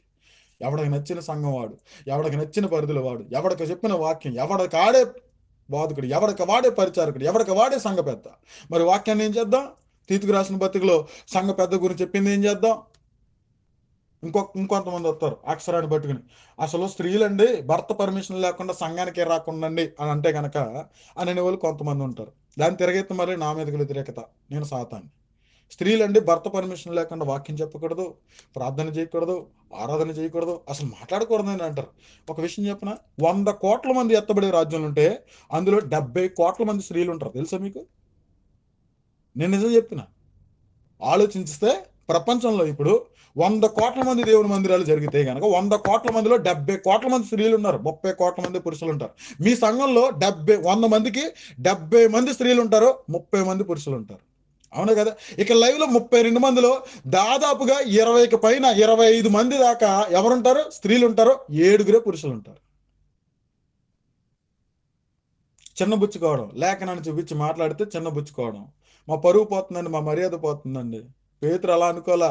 పేతుర్ని పట్టుకుని పౌలు గారు అందరు ఎదుట, సంఘం ఎదుట, పెద్దల ఎదుట, విశ్వాసులు ఎదుట ఒకటే మాట, పేతురు గారు సున్నతి విషయంలో మీరు తప్పుడు రాంగ్ స్టేట్మెంట్ ఇస్తున్నారు, సున్నతి ఇప్పుడు తీసుకోవాల్సిన అవసరం లేదు అన్నాడు పౌలు. అప్పుడు నా పరువు పోయింది, సీక్రెట్గా వచ్చి చెప్పాలి కదా అనలా పేతురు గారు. అంటేనే అవును పౌలా, నువ్వు చెప్పింది రైట్, క్రీస్తులోనే సంపూర్ణ రక్షణ ఉంది కానీ సున్నతిలో లేదు. క్రీస్తులోనే సంపూర్ణ రక్షణ ఉంది కానీ ధర్మశాస్త్ర సంబంధ పండగలు ఆచరించటంలో లేదు. క్రీస్తులోనే సంపూర్ణ రక్షణ ఉంది కానీ ధర్మశాస్త్ర సంబంధమైనటువంటి పండగలలో లేదు. క్రీస్తులోనే సంపూర్ణ రక్షణ ఉంది కానీ పాత నిబంధన గ్రంథంలో ఇచ్చినటువంటి బలి అర్పణలలో లేదు అని ఒప్పుకున్నాడు పేతురు. ఈరోజు ఎలా జరుగుతుందో చెప్పనా? ఎలా జరుగుతుందో ఒక విషయాన్ని మాట్లాడుతుందంటే రకరకాలుగా తమకు నచ్చిన వాక్యాలు పట్టుకొచ్చి చేసుకోవడం. నేనేమంటానంటే న్యాయంగా మాట్లాడదామండి. స్త్రీలు నిజంగా పర్మిషన్ లేకుండా ఉండాలంటే కనుక, ఆ పరిస్థితులు ఉండాలంటే కనుక, ఇప్పుడు నేనేం చెప్పాలో తెలుసా? ప్రతి ఒక్కరిని ప్రవీణ్ సంజయ్ అడగాలన్నమాట. ఏమని అడగాలి? ఇప్పుడు అక్క, నీ భర్త పర్మిషన్ సర్టిఫికెట్ ఉందా? అప్పుడు నేను వాక్యం చెప్తానని అడగాలి, లాజిక్ ప్రకారంగా. అంతేనా? మిమ్మల్ని అందరూ కూడా, అమ్మ మీ సర్టిఫికెట్లు చూపించండి, పర్మిషన్ లెటర్స్ చూపించండి భర్త దగ్గర, అప్పుడు మీరు పాట పాడండి, ఆరాధన చేయండి అన్నమాట. ఎవడో పనికిమాలలో వేస్తాడు ఇటువంటి పనికిమాల పునాది, అది పట్టుకుని మోసేయడమే. ఇంకా మనం వాక్యం తెలుసుకోవద్దా? సంఘ చరిత్రలో ఎంతమంది స్త్రీలు ఉన్నారో తెలుసా? అసలు యేసుక్రీస్తు గారు మన పునరుద్ధానాన్ని మొట్టమొదటిగా ప్రకటించిందే స్త్రీ. ఏ స్త్రీ ద్వారా అయితే మోసపరచబడి అపరాధం జరిగిందో ఆ స్త్రీ గర్భంలోంచే ప్రపంచాన్ని రక్షించే రక్షకుడు వచ్చాడు. ఆయన స్త్రీ పురుషులని ఏ భేదం లేదనేసి ప్రక్కటెముకల్లో తీసానని చెప్పాడు ఆయన, సరి సమానం అన్న రీతిగా. కాకపోతే వారికి విధులు ధర్మాలు ఇచ్చాడు. స్వస్థ బుద్ధి కలిగి ఉండాలి, అనుకువ కలిగి ఉండాలి, పురుషుడి మీద అధికారం లేదని చెప్పాడు, సంఘంలో అధికారం లేదని చెప్పాడు. కానీ వాక్యాన్ని ఉపదేశించకూడదని చెప్పలా, పాట పాడకూడదని చెప్పలా, ఆరాధన చేయకూడదని చెప్పలా. మినిమం సెన్స్ పెడితే అర్థమైపోద్ది వాక్యాన్ని చదువుకుంటే మనకి. అందుకే నేను అంటానండి, ఎప్పుడు నేనేమంటానని చెప్పనండి, నేను పీడిఎఫ్లు చేసి ఇవ్వాలంటే పెద్ద కష్టం కాదు. నేను ఒక మాట అన్నాను, దగ్గరగా ఈ 5 సంవత్సరాల్లో దగ్గరగా 2000 దగ్గరగా ప్రసంగాలు ఉన్నాయి. నేను చెప్పిన ఓన్లీ రికార్డెడ్, ఆన్ రికార్డెడ్. అవన్నీ కూడా పీడిఎఫ్లు చేసి ఇచ్చేసి ఇదే చెప్పాను రా అంటే కనుక అది భక్తి అవుతుంది. భక్తి అంటే వాక్య ప్రసంగాలు చెప్పాలనుకున్నారు, గుర్తుపెట్టుకోండి. మొదట మీరు దేవుని హృదయం, దేవుని ప్రేమ తెలుసుకోండి. ప్రభు అయిన యేసుక్రీస్తు గారి ప్రేమ అంటే మీకు అర్థం కావాలి, పరిశుద్ధాత్మను చేసే పని అంటే మీకు అర్థం కావాలి. అలాగే ఆత్మ ద్వారా నడిపించబడుతూ చెప్పండి. ఎందుకంటే ఇక్కడ వచ్చిన వారి హృదయం మనకు తెలియదు. మీరు ఆత్మతో కట్టబడి ఆత్మ సంబంధమైన జ్ఞానాన్ని కలిగి ఉండి, దేవుని గురించిన జ్ఞానాన్ని కలిగి ఉండి, ఆత్మ సంబంధమైన వివేకం కలిగి ఉండి పరిచయం చేయండి, వాక్యం చెప్పండి. అప్పుడు మీరు భయపడరు. రోజుకి ఎన్ని ప్రసంగాలన్నా చెప్తారు, ఎక్కడికి వెళ్ళినా చెప్తారు, మీరు భయపడక్కర్లేదు. అరే నేను ప్రిపేర్ అవ్వలేదురా, అరే నేను సిద్ధపడలేదురా అన్న ఆలోచన రాదు. నువ్వు నిజముగా ఆత్మ ద్వారా నడిపింపబడితే నెక్స్ట్ ప్రసంగం ఉండే ఖచ్చితంగా చెప్తాడు, ఆ తర్వాత ప్రసంగం ఉండే ఖచ్చితంగా చెప్తాడు. రోజుకు 10 ప్రసంగాలు చెప్పమని చెప్తాడు. రోజుకు 10 ప్రసంగాలు చెప్పిన నెల రోజులు చెప్పమనండి, ఎన్ని రోజులు వస్తున్నాయి? 300 ప్రసంగాలు అవలేలాగా చెప్తాడు. సమస్య లేదు అందులో. ఉదాహరణ నేను భయపడ్డావు. పుస్తకం ఉండాలన్న ఆలోచన ఉండదు, గైడ్ ఉండాలన్న ఆలోచన ఉండదు, పీడిఎఫ్లు ఉండాలన్న ఆలోచన ఉండదు. బైబిల్ పట్టుకొస్తానంతే, అలాగా బైబిల్ రిఫరెన్స్ అలా తీసుకుని టక్ టక్ టక్ అని చెప్పుకుంటూ వెళ్తాడు. దేవుడి శక్తిని, ఆరోగ్యాన్ని, బలాన్ని కూడా ఇస్తాడు. నేను అందుకే అంటున్నా, మీరు ఆత్మలో ఎదగండి, దేవుని శక్తి మీద మీ భక్తి ఉండాలి, దేవుని శక్తి మీద ఆధారపడండి, పరిశుద్ధాత్మ యందు సంతోషంతో ఉండండి, క్రీస్తునందు ప్రతిష్ఠింపబడింది, సత్యమందు ప్రతిష్ఠింపబడింది. ఆ సత్యాన్ని తెలుసుకోండి, ఆ సత్యాన్ని స్థాపించే పనిలో ప్రభు పెట్టుకుంటాడు. ఈ రోజు ఏమైపోయింది చెప్పనండి, ప్రిపరేషన్స్ ఏదో ఎగ్జామ్ ప్రిపరేషను, మోటివేషన్ స్పీచ్ ఇచ్చే ముందు ఆడి ప్రిపరేషను ఎలా ఉంటుందో ఈ రోజు కూడా ఏదో నువ్వు ఏంటది ఒక సెమినార్ పెడుతున్నట్టు, ఆ సెమినార్లో నువ్వు చెప్తున్నట్టు ప్రిపరేషన్స్, ప్రిపరేషన్స్, అంతేనా? అక్కిని తీసుకుని చెప్పొచ్చులేండి వాక్య తరగతుల విషయాల్లో, కానీ కొంతమంది ఏంటంటే మినిమం కలిగి ఉండాల్సినటువంటి నాలెడ్జ్ తండ్రిని గురించి, ప్రభు అయిన యేసుక్రీస్తుని గురించి, చూడండి, తండ్రిని గురించి, ప్రభు అయిన యేసుక్రీస్తు గురించి, పరిశుద్ధాత్మని గురించి, సాతాను గురించి, రాజ్యం గురించి, తీర్పుని గురించి అవగాహన లేకుండా ఎలాగా? చెప్పేవాడికి వీటి గురించి కరెక్ట్ ఉండాలి. ఇంకా పాత నిబంధన భక్తుల గురించి చెప్పాలంటే ఖచ్చితంగా చదువుకోవాలి, ఖచ్చితంగా ప్రిపేర్ అవ్వు. దాని విషయంలో రాజుల చరిత్ర చెప్పాలంటే ఖచ్చితంగా ప్రిపేర్ అవ్వు, భక్తుల చరిత్ర చెప్పాలంటే, అబ్రహాం జీవితం గురించి నువ్వు చెప్పాలంటే ఖచ్చితంగా చదువుకోవాలి. అబ్రహాం గారి గురించి, అబ్రహాం గారి జీవితం ఏ టు జెడ్ చెప్పాలి తప్ప, కానీ అబ్రహాం కేవలం మేడలు కట్టుకున్నాడు, మిద్దులు కట్టుకున్నాడు, 100 గొర్రెలు వచ్చాయి, 1000 గొర్రెలు వచ్చాయి, 1000 మేకలు వచ్చాయి, తర్వాత ఇయ్యొచ్చు ఇది కాదు కదా. అబ్రహాం జీవితం స్టార్టింగ్ ఏ టు జెడ్ చెప్పాలి. ఈ ఆలోచన లేదు మనకి. ఏముందంటే ఎవరో ఏదో చెప్తారు, దాన్ని రాసుకుంటాం, స్టేజ్ ప్రిపేర్ అయిపోయి అదే పుస్తకం తిరిగేస్తాం, ఇటో పేపర్ అటో పేపర్, అటో పేపర్ ఇటో పేపర్.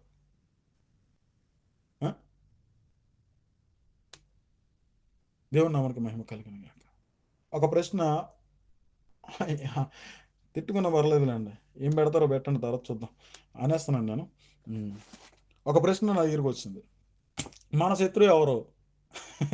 మన శత్రువు ఎవరు? ఎవరన్నా చెప్పండి ఇక్కడ. మన శత్రువు ఎవరు? ఎవరన్నా చెప్పండి ఇక్కడ. మన శత్రువు ఎవరు? క్రైస్తవుల శత్రువు ఎవరు?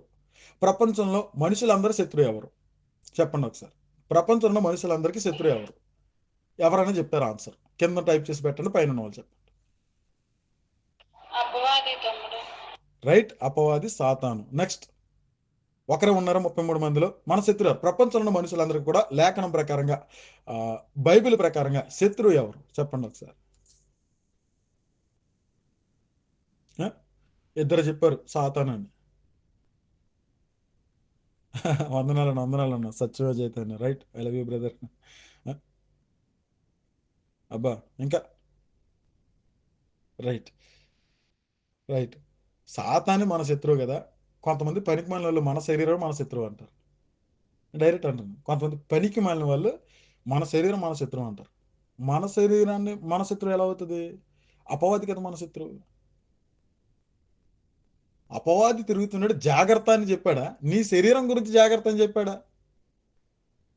అపవాది అయిన సాతాను తిరుగుతున్నాడు, జాగ్రత్త అని చెప్పాడా? నీ శరీరం అని చెప్పాడా?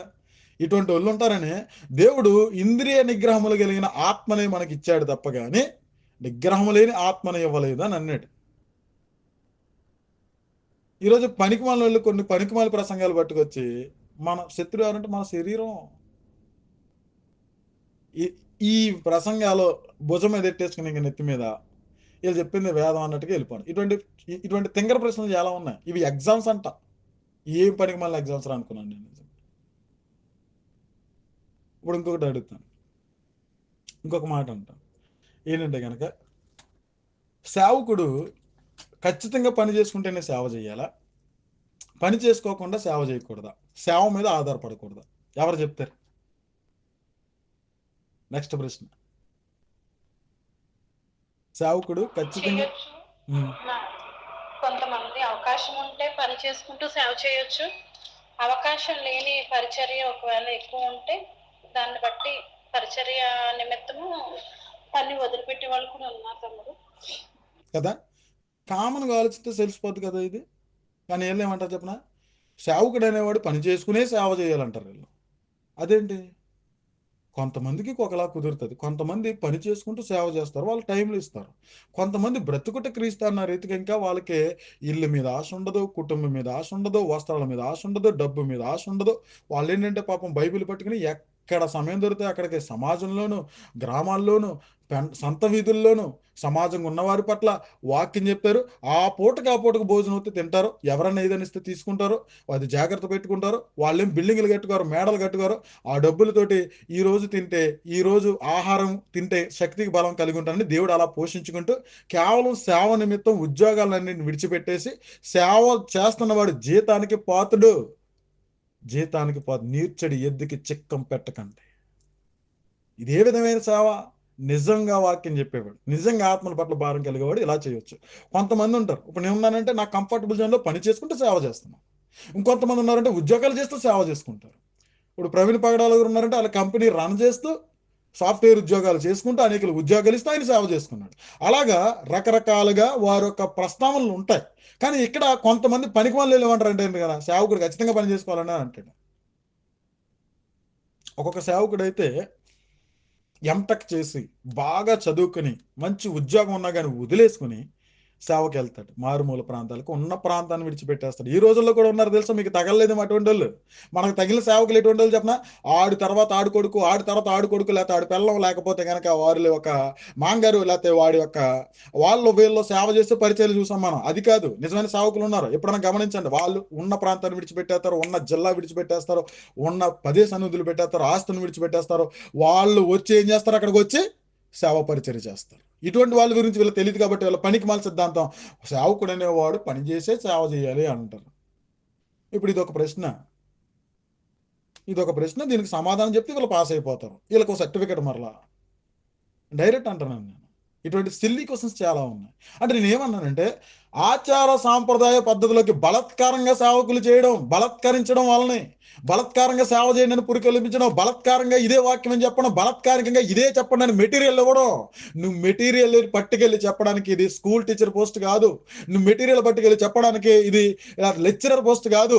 ఇది పరిశుద్ధమైనటువంటి దేవుని సంఘాన్ని దేవునిలో కట్టేటటువంటి పని. ఇది దేవుని వాక్యం కావాలి, దీనికి నీ సిద్ధాంతాలు కాదు. ఇది బట్టి చెప్పేది కాదు. ఇది ఆత్మ ద్వారా నడిపించబడేది. ఎందుకంటే ఇది హృదయానికి మందు. ఇది వాక్యం అనేది హృదయానికి సంబంధించింది. ఇక్కడికి వచ్చిన వారి హృదయాలు నాకు తెలియదు, నా హృదయం ఏంటో కూడా మీకు తెలియదు. కానీ మనందరి హృదయాలకి తెలిసిన వాడు పరిశుద్ధాత్మ దేవుడు. ఆయన వాక్యం ద్వారా మనతో మాట్లాడతాడు. ఎవరితో ఎప్పుడు ఏ విధంగా మాట్లాడాలి అదే మాట్లాడతాడు. ఈ రోజు వాక్యం ఇస్తే ఇదే ప్రజెంట్ చేసేస్తానని అది మెటీరియల్ కాదు. అక్కడికి వచ్చిన వాళ్ళు ఆ ఉద్దేశాలతో రారు. వచ్చిన వారందరితో కూడా ప్రభువు మాట్లాడాలంటే ఖచ్చితంగా పరిశుద్ధాత్ముడు ఆత్మ ద్వారా, పరిశుద్ధాత్మక శక్తి ద్వారా, పరిశుద్ధాత్మ సహాయం ద్వారానే పని చెయ్యాలి. బలవంతంగా సేవలు చేయకూడదు. బలవంతంగా సేవకులు చేయడం ఏంటి? అందుకే పనికిమాల సిద్ధాంతాలని పట్టుకొస్తారు అటువంటి వాళ్ళు. పనికిమాల సిద్ధాంతాలు కలిగి ఉంటారు. పనికిమాల సిద్ధాంతాలను బోధిస్తారు. వీళ్ళు కూడా ఆ త్రోవలోనే నడిచిపెట్టి వెళ్ళిపోతారు. వీళ్ళు సొంత డప్పులు కొట్టుకుంటారు. తండ్రి అనే స్థానం ఎవరికి ఇవ్వకూడదని దేవుడు చెప్తే మా తండ్రి అని చెప్తారు. వీళ్ళు వ్యతిరేకమైన పరిస్థితులు చాలా కనబడుతుంటాయి. ఎందుకు చెప్తున్నాను ఈ విషయాన్ని? ఇప్పుడు ఎందుకు చెప్తున్నానంటే, ఇక్కడ ఆచార సాంప్రదాయబద్ధంగా సేవకులు చేసే పరిస్థితులు ఉన్నాయి. ఈ రోజున ఆచార సాంప్రదాయబద్ధంగా భక్తిని చేసే పరిస్థితులు ఉన్నాయి. ఇవన్నీ కూడా ఎవరి వాళ్ళు వచ్చాయంటే కనుక యాజకులు ఉన్నారు కదా. ఇక్కడ దేవుని నామమును నిర్లక్ష్య పెట్టు యాజకుల వలన జరుగుతుంది ఇదంతా. దేవుని నామాన్ని నిర్లక్ష్య పెట్టడం అంటే దేవుని నిర్లక్ష్య పెట్టడం. దేవుని నిర్లక్ష్య పెట్టడం అంటే ఏంటి? దేవుడు చెప్పిన మాటలు, ఉద్దేశాలు, ఆయన ఇచ్చిన ధర్మశాస్త్రం, ఆయన ఇచ్చిన నీతి, ఆయన ఏర్పరిచిన క్రమం అన్నిటినీ పక్కన పెట్టడం. ఒక మాటలో చెప్పాలంటే 66 పుస్తకాలను పక్కన పెట్టడం. ఇవన్నీ పక్కన పెట్టి ఎలా చేస్తున్నారు? ఎలా ఉంటున్నారు? తమకు నచ్చినట్టుగా వెళ్తున్నారు. అందుకు ప్రభు అంటున్నారు, అయ్యా అటువంటి నిరర్ధకమైన అగ్ని రాజబెట్టకున్నట్లు నా మందిరపు వాకిండ్లు మూయగలిగిన వాడు ఒక్కడుంటే మేలు. దేవుని నామానికి మహిమ కలుగును గాక. మలాకి గ్రంథంలో ఇంకా చాలా విషయాలు ఉన్నాయి మనం ధ్యానించుకోవాల్సిన. గంటన్నర చెప్తానన్నాను, 1:22 అయిపోయినాయి. ఓపుకుందా వింటారా? నేనైతే ఇప్పుడు దాకా టిఫిన్ చేయలే, ఒక టీ తాగల, ఒక నీళ్ళు తాగల, డ్యూటీకి వెళ్ళొచ్చాను. అయినా కానీ చెప్పే ఓపిక నాకు ఉంది. మీరు ఇన్ని ఓపుకుంటే కంటిన్యూ చేస్తాను, లేదంటే కనుక ముగించేస్తాను. ఈరోజు నేను బ్రతుకున్నాను, రేపు చచ్చిపోతాను ఉంటానో కూడా తెలియదు. బ్రతుకున్నప్పుడు వాక్యం దొరుకుతున్నప్పుడు తీసుకుని తినడం నేర్చుకోండి. బ్రతుకున్నప్పుడే ఒక సామెత ఉంటుంది కదా లోకల్, ఏంటది మనం శరీరంలో శక్తి ఉన్నప్పుడే సంపాదించుకోవాలి రబ్బా అంటారు కదా. మీరు కూడా ఇప్పుడు చెప్పేవాడు ఉన్నాడు కదా, వినపడుతున్నాయి కదా అనేసి జ్ఞానం కలిగి ఉండి పట్టుకోవడానికి ప్రయత్నించండి. Okay right. నేను డైరెక్ట్గానే మాట్లాడుతున్నాను, మొహమాటం లేకుండా మాట్లాడుతున్నాను. రైట్. ఇంకా కొన్ని విషయాలు మనం చూసుకున్నట్లయితే కనుక ఒకసారి అదే 2వ అధ్యాయం క్షమించండి అమ్మ, ఎక్కువ టైం తీసుకున్నాను. Okay, right. రెండో అధ్యాయం 8వ వచనం కాడి నుంచి ఒకసారి మనం చూద్దాం. చాలా ఇంపార్టెంట్. చూసినట్లయితే కనుక 8వ వచనం కాడి నుంచి, అయితే మీరు మార్గము తప్పితిరి, ధర్మశాస్త్ర విషయంలో మీరు అనేకులను అభ్యంతరపరిచి లేవీలతో చేయబడిన నిబంధనను నిరర్ధకము చేసి ఉన్నారు. నా మార్గములను అనుసరింపక ధర్మశాస్త్రమును బట్టి విమర్శించడంలో మీరు పక్షపాతులు గనుక జనులందరి దృష్టికి మిమ్మల్ని తృణీకరింపదగిన వారిగాను నీచులుగాను చేసి ఉన్నాను అని సైన్యములకు అధిపతి యెహోవా సెలవిస్తున్నాడు. మనందరికీ తండ్రి ఒక్కడే కాడా? దేవుడు అక్కడే మనల్ని సృజింపలేదా? ఇలాగుండగా ఒకరి ఏడల ఒకరము ద్రోహము చేయొచ్చు. మన పితరులతో చేయబడిన నిబంధనను మనమెందుకు తృణీకరించుచున్నాం? యోధావారు ద్రోహులైరి, ఇశ్రాయేలుల మధ్య యెరూషలేములోనే హేయక్రియలు జరుగుచున్నవి. యోధావారు యెహోవాకు ప్రియమైన పరిశుద్ధ స్థలమును అపవిత్రపరిచి అన్య దేవత పిల్లలను పెండ్లి చేసుకొనిరి. యాకోబు సంతతి వారి డేరాల నుండి మేల్కొల్పు వారిని, పలుకు వారిని సైన్యములకు అధిపతి యెహోవాకు నైవేద్యము చేయవారిని యెహోవా నిర్మూలము చేయును. యాకోబు సంతతి వారి డేరాలలో నుండి మేలుకొలుపు వారిని, పలుకు వారిని, చూడండి, సైన్యములకు అధిపతికి యెహోవాకు నైవేద్యము చేయవారిని యెహోవా నిర్మూలము చేయును. మరియు రెండవసారి మీరు అలాగునని చేయుదురు. యెహోవా బలిపీఠమును మీరు ఏడ్పుతోను కన్నీళ్లతోను రోదనముతోను తడుపుదురు. కాబట్టి ఆయన మీ నైవేద్యమును అంగీకరింపకయు తనకు అనుకూలము కాని అర్పణలను మీ చేత తీసుకొనకయు నున్నాడు. తనకు అనుకూలము కాని అర్పణలను మీ చేత తీసుకొనకయు ఉన్నాడు. ఈ అర్పణ గురించి యేసుక్రీస్తు గారు స్పష్టంగా ఒకే ఒక మాట చెప్పాడు. వారికి రకరకాల అర్పణలు, నైవేద్యాలు ఉన్నాయి. వాటిని గురించి యేసుక్రీస్తు గారు ఒకే ఒక మాట చెప్పారు. ఒకసారి మనం చూద్దాం. మత్తయి సువార్త 5వ అధ్యాయం. మత్తయి సువార్త 5వ అధ్యాయం.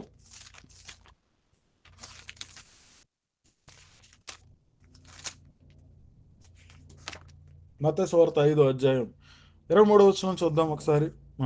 కావున నీవు బలిపీఠమునద్ద అర్పణం అర్పించుచుండగా నీ మీద నీ సహోదరునికి విరోధమేమైనను కలదని అక్కడ నీకు జ్ఞాపకం వచ్చిన ఎడల అక్కడ బలిపీఠం ఎదుటనే నీ అర్పణము విడిచిపెట్టి మొదట వెళ్ళి నీ సహోదరునితో సమాధాన పడము, అటు తర్వాత వచ్చి నీ అర్పణము అర్పించుము. దీన్ని కంటిన్యూ ఒక రిఫరెన్స్ కోట్ చేస్తాను చూడండి. యోహాను సువార్త 4వ అధ్యాయం. ఐ థింక్ దీని కూడా మనకి బాగా అర్థమవుతుంది. దీనికి యోహాను సువార్త 4వ అధ్యాయం చూసినట్లయితే గనక 23వ వచనం చూద్దాం, 21 నుంచి చూద్దాం. యోహాను సువార్త 4వ అధ్యాయం 21 నుంచి, అమ్మా ఒక కాలము వచ్చుచున్నది, ఆ కాలమందు ఈ పర్వతము మీదనైనను యెరూషలేములోనైనను మీరు తండ్రిని ఆరాధింపరు. తండ్రిని ఆరాధించడం అంటే వాళ్ళకి బలులు, అర్పణలు, నైవేద్యాలు ఇవన్నీ ఉన్నాయి. వాటన్నిటిని ఉద్దేశించి మాట్లాడుతుంటారు. ఆరాధన అంటే కేవలం పాటల ద్వారా చేసేది కాదు, ప్రార్థన ద్వారా చేసేది కాదు. ఆరాధన అంటే ఇశ్రాయేలుకి నియమింపబడిన నియమక్రమంలో ఆరాధన అంటే వాళ్ళకి బలులు ఇవ్వడాలు ఉన్నాయి, నైవేద్యాలు ఇవ్వడాలు ఉన్నాయి, అర్పణలు ఉన్నాయి. ప్రతి పరిస్థితి కూడా మందిరంలో చేస్తారు. పండగలు కూడా మందిరంలో చేస్తారు. దాని గురించి మాట్లాడుతున్నాడు ఆయన. అలా మాట్లాడి ఏమన్నాడు చూద్దాం ఒకసారి. అమ్మ ఒక కాలం వచ్చుచున్నది, ఆ కాలం ముందు ఈ పర్వతం మీదనైనను యెరూషలేములోనైనను మీరు తండ్రిని ఆరాధింపరు. నా మాట నమ్ముము. మీరు మీకు తెలియని దానిని ఆరాధించువారు, మేము మాకు తెలిసిన దాన్ని ఆరాధించువారు. రక్షణ యూదులలో నుండి కలుగుచున్నది. అయితే యథార్థముగా ఆరాధించువారు ఆత్మతోను సత్యముతోను తండ్రిని ఆరాధించు కాలం వచ్చుచున్నది. ఆరాధన క్రమం మారిపోయింది. ఆరాధన చేయవాడు ఆత్మతోను సత్యముతోను ఆరాధించు కాలం వచ్చుచున్నది. అది ఇప్పుడును వచ్చే ఉన్నది. తన్ను ఆరాధించువారు అట్టివారే కావాలని తండ్రి కోరుచున్నాడు. దేవుడు ఆత్మ గనుక ఆయన ఆరాధించేవారు ఆత్మతోను సత్యముతోను ఆరాధించాలి. వాళ్ళకి ఆరాధన క్రమంలో పండగలు ఉన్నాయి, బలులు ఉన్నాయి, అర్పణలు ఉన్నాయి, నైవేద్యాలు ఉన్నాయి. వాళ్ళు అటువంటి సమర్పించేవారు దేవుని మందిరంలో. అది ఎక్కడ మోషే ద్వారా వేయబడినటువంటి డేరాలో ఉన్నటువంటి మందిరంలోనే చేశారు. ఆ తర్వాత సమూయేలు గారి కాలంలో యెరూషలేము ప్రాంతంలో వేయబడిన డేరాలను చేశారు. ఆ తర్వాత అదే యెరూషలేము ప్రాంతంలో సొలొమోను ద్వారా కట్టించిన మందిరంలోనూ చేశారు. అప్పుడు దేవుడి మహిమ మందిరంలో ఉండేది. దేవుడు అక్కడికి వచ్చే ప్రతిదీ చేయమన్నాడు, అక్కడ ఖచ్చితంగా రావాలన్నాడు, అక్కడే చేయాలన్నాడు. నువ్వు బలి ఇచ్చినా, అర్పణ ఇచ్చినా, నైవేద్యం ఇచ్చినా, కృతజ్ఞతార్పణ ఇచ్చినా, పండగలు చేసినా, ఏం చేసినా అక్కడే చేయమన్నాడు. అదే దేవుడు యేసుక్రీస్తు ద్వారా ఈ రోజు ఎక్కడైతే 2-3 కూడి ఉంటారో వారి మధ్యన ఉంటానన్నాడు. వారు బలులు అర్పణలు వాళ్ళకుంటే మనకి ప్రార్థన బలి అర్పణలు ఉన్నాయి. మనం చేసే ప్రార్థన ఆయనకి అర్పణ, మనం చేసేటటువంటి ఆరాధన ఆయనకి అర్పణ, మనం పాడేటటువంటి పాట ఆయనకి అర్పణ. మరి ఎన్ని ఎలా చేయాలన్నాడు? ఎలా చేయాలన్నాడు? సత్యముతోను ఆత్మతోను యథార్థముగా చేయమన్నాడు. ప్రభు నేరుగా మనతో మాట్లాడుతున్నారు. మన కంపారిజన్ చేయాలి. ఇప్పుడు ఎక్కడైతే 2-3 కోడి ఉంటారో అదే దేవుని సన్నిధానం అన్నాడు. అక్కడ నువ్వేం అర్పిస్తున్నావు? నువ్వు పాట పాడడం దేవునికి అర్పణ. ఏ విధమైన రీతిగా అర్పిస్తున్నావు? ఆరాధన చేయడం దేవునికి అర్పణ. ఏ విధమైన ఆరాధన, ఏ హృదయంతో అది జరుగుతుంది? వాక్య ప్రకటన దేవునికి సమర్పించే గొప్ప అర్పణ, బలియాగం, ధూపం అతి పరిశుద్ధమైనది, సంతోషించేది, ఆయన శీఘ్రయించేది. ఏ విధంగా జరుగుతున్నాయండి ఈ అర్పణలు? ఈ అర్పణలన్నీ కూడా అందుకే బలిపీఠం యొద్ద నువ్వు అర్పణ అర్పించుచుండగా అది ప్రార్థన కావచ్చు, ఆరాధన కావచ్చు, పాట కావచ్చు, వాక్య ప్రదర్శన కావచ్చు, లేకపోతే సాక్ష్యం కావచ్చు, ఏదైనా కావచ్చు. ఎలా ఉండాలన్నాడు? నిష్కలంకమైన హృదయం, యథార్థమైన హృదయం, ఆయన ఎరిగిన రీతిగా ఆత్మను కలిగిన హృదయం. ఆ రోజు వాళ్ళు సరిగ్గా చెప్పలా యాజకులకి, అందుకే వాళ్ళు అలా ఉన్నారు. ఈ రోజు సరిగ్గా చెప్పట్లా, అందుకే ఈరోజు ఏమేమి చెప్పనా, నేను ప్రార్థన చేయడానికి వెళ్ళనండి, నేను ప్రార్థించనండి, ప్రార్థనలు ఏకీభవించనండి. ఒకరు పాడుతుంటే నేను ఏకీభవించనండి నా హృదయంలో, ఒకరు ప్రార్థిస్తుంటే నేను ఏకీభవించనండి, ఒకరు వాక్యం చెప్తే శ్రద్ధగా వినండి, ఎందుకో వస్తానండి, వచ్చిన తర్వాత మా అమ్మగారు అంటారు నువ్వు అలా కూర్చో, నువ్వు అలా నిలబడితే చాలు, నాకు ఇంకే వద్దు, నువ్వు వెనకపోయినా పర్లా, నేను ఏం చెప్పను, కానీ నువ్వు ప్రార్థన విజ్ఞాపన కోరితే నీ గురించి మాత్రం నేను కన్నీటి ప్రార్థన చేస్తాను, ఆయిల్ రాసేస్తాను, నీ కాళ్ళు సాఫ్ చేసేస్తాను, నువ్వు నన్ను మహిమపరచు. మా అమ్మగారంటే అమ్మగారని చెప్పు, మా అయ్యగారంటే అయ్యగారని చెప్పు, దేవునికి మాత్రం మహిమపరచకే, నేను నీ హృదయంలో ఉండాలి. నువ్వు నా గురించి డబ్బా కొట్టాలి నీ కుటుంబంలో, మా అమ్మగారు ఉన్నారే చేస్తా ఇట్టే జరిగిపోతుంది, మా అయ్యగారు ఉన్నారే చేస్తే ఇట్టే జరిగిపోతుంది అని నా గురించి చెప్పు. అంతేగాని నువ్వు విశ్వాసంతో ఇశ్రాయేలు దేవుడు నీ యెహోవా మన తండ్రి, ఆయన పంపించినటువంటి ప్రభు అయిన యేసుక్రీస్తు మన రక్షకుడు ప్రభు, నువ్వు ప్రభువుని అడిగినా విశ్వాసంతో ఆయన చేస్తాడు, నువ్వు దేవుణ్ణి అడిగినా చేస్తాడు. నీకున్న సమస్యను నువ్వు మోకరించి అడుగు. మొదటిగా నీ అవిధేయ క్రియలను ఒప్పుకో, మొదటగా ఆయన ఉన్నాడన్న విశ్వాసంతో అడిగితే దేవుడు సాయం చేస్తాడు అన్న రీతిగా చెప్పరు వీళ్ళు. ఏం చెప్తారంటే నువ్వు కూర్చో, ప్రార్థన చేయించుకోవడానికి ఫోన్లలో కూడా, ఇంటికాడి నుంచి కూడా ఫోన్లు చేయించుకోవటాలు, లేకపోతే ఇంటికాడికి అమ్మగారి దగ్గరికి వచ్చి ప్రార్థన చేయించుకొని సన్నిధానం నడపడాలి, అయ్యగారి దగ్గరికి వచ్చి ప్రార్థన చేయించుకొని సన్నిధానం నడపడాలి. ఇదా దేవుని సన్నిధానం తీసుకొచ్చేది? ఎవరి గురించి చెప్తున్నావు? యెహోవా నామమును, దేవుని నామమును, యేసుక్రీస్తు ఒక రక్షణ నిర్లక్ష్య పెట్టు. కాపరులారా, పాస్టర్లారా, ఉపదేశకులారా ఇప్పటికైనా గుర్తు తెచ్చుకోండి. ఏం వింటున్నారో, ఏం వినేతనో తెలియకుండా ఉన్నటువంటి ఆ మార్గాన్ని దర్శించడానికి వచ్చిన అందులారా ఇప్పటికైనా కళ్ళు తెరుచుకోండి అని ప్రభు సెలవిస్తున్నాడు. ప్రభువే మాట్లాడుతుంది, నేను మాట్లాడట్లా. ప్రభు వాక్యం ఇలాగే ఉంటది, ప్రభు వాక్యం ఇలాగే ఉంటుంది. నిజంగా ఏంటి ఎంత అగ్రెసివ్గా చెప్తున్నారు మీరు? సాత్వికం లేదండి, ప్రేమ లేదండి, ఎంత ప్రేమగా జోలపాట పాడాలో తెలుసా, ఎంత ప్రేమగా చెప్పాలో తెలుసా? ఉదయ్ బ్రదర్, మీరు ఫస్ట్ మీరు మాట్లాడడం నేర్చుకోండి, మీరు చెప్పడం నేర్చుకోండి, మీరు మాట్లాడడం విధానం మార్చుకోండి.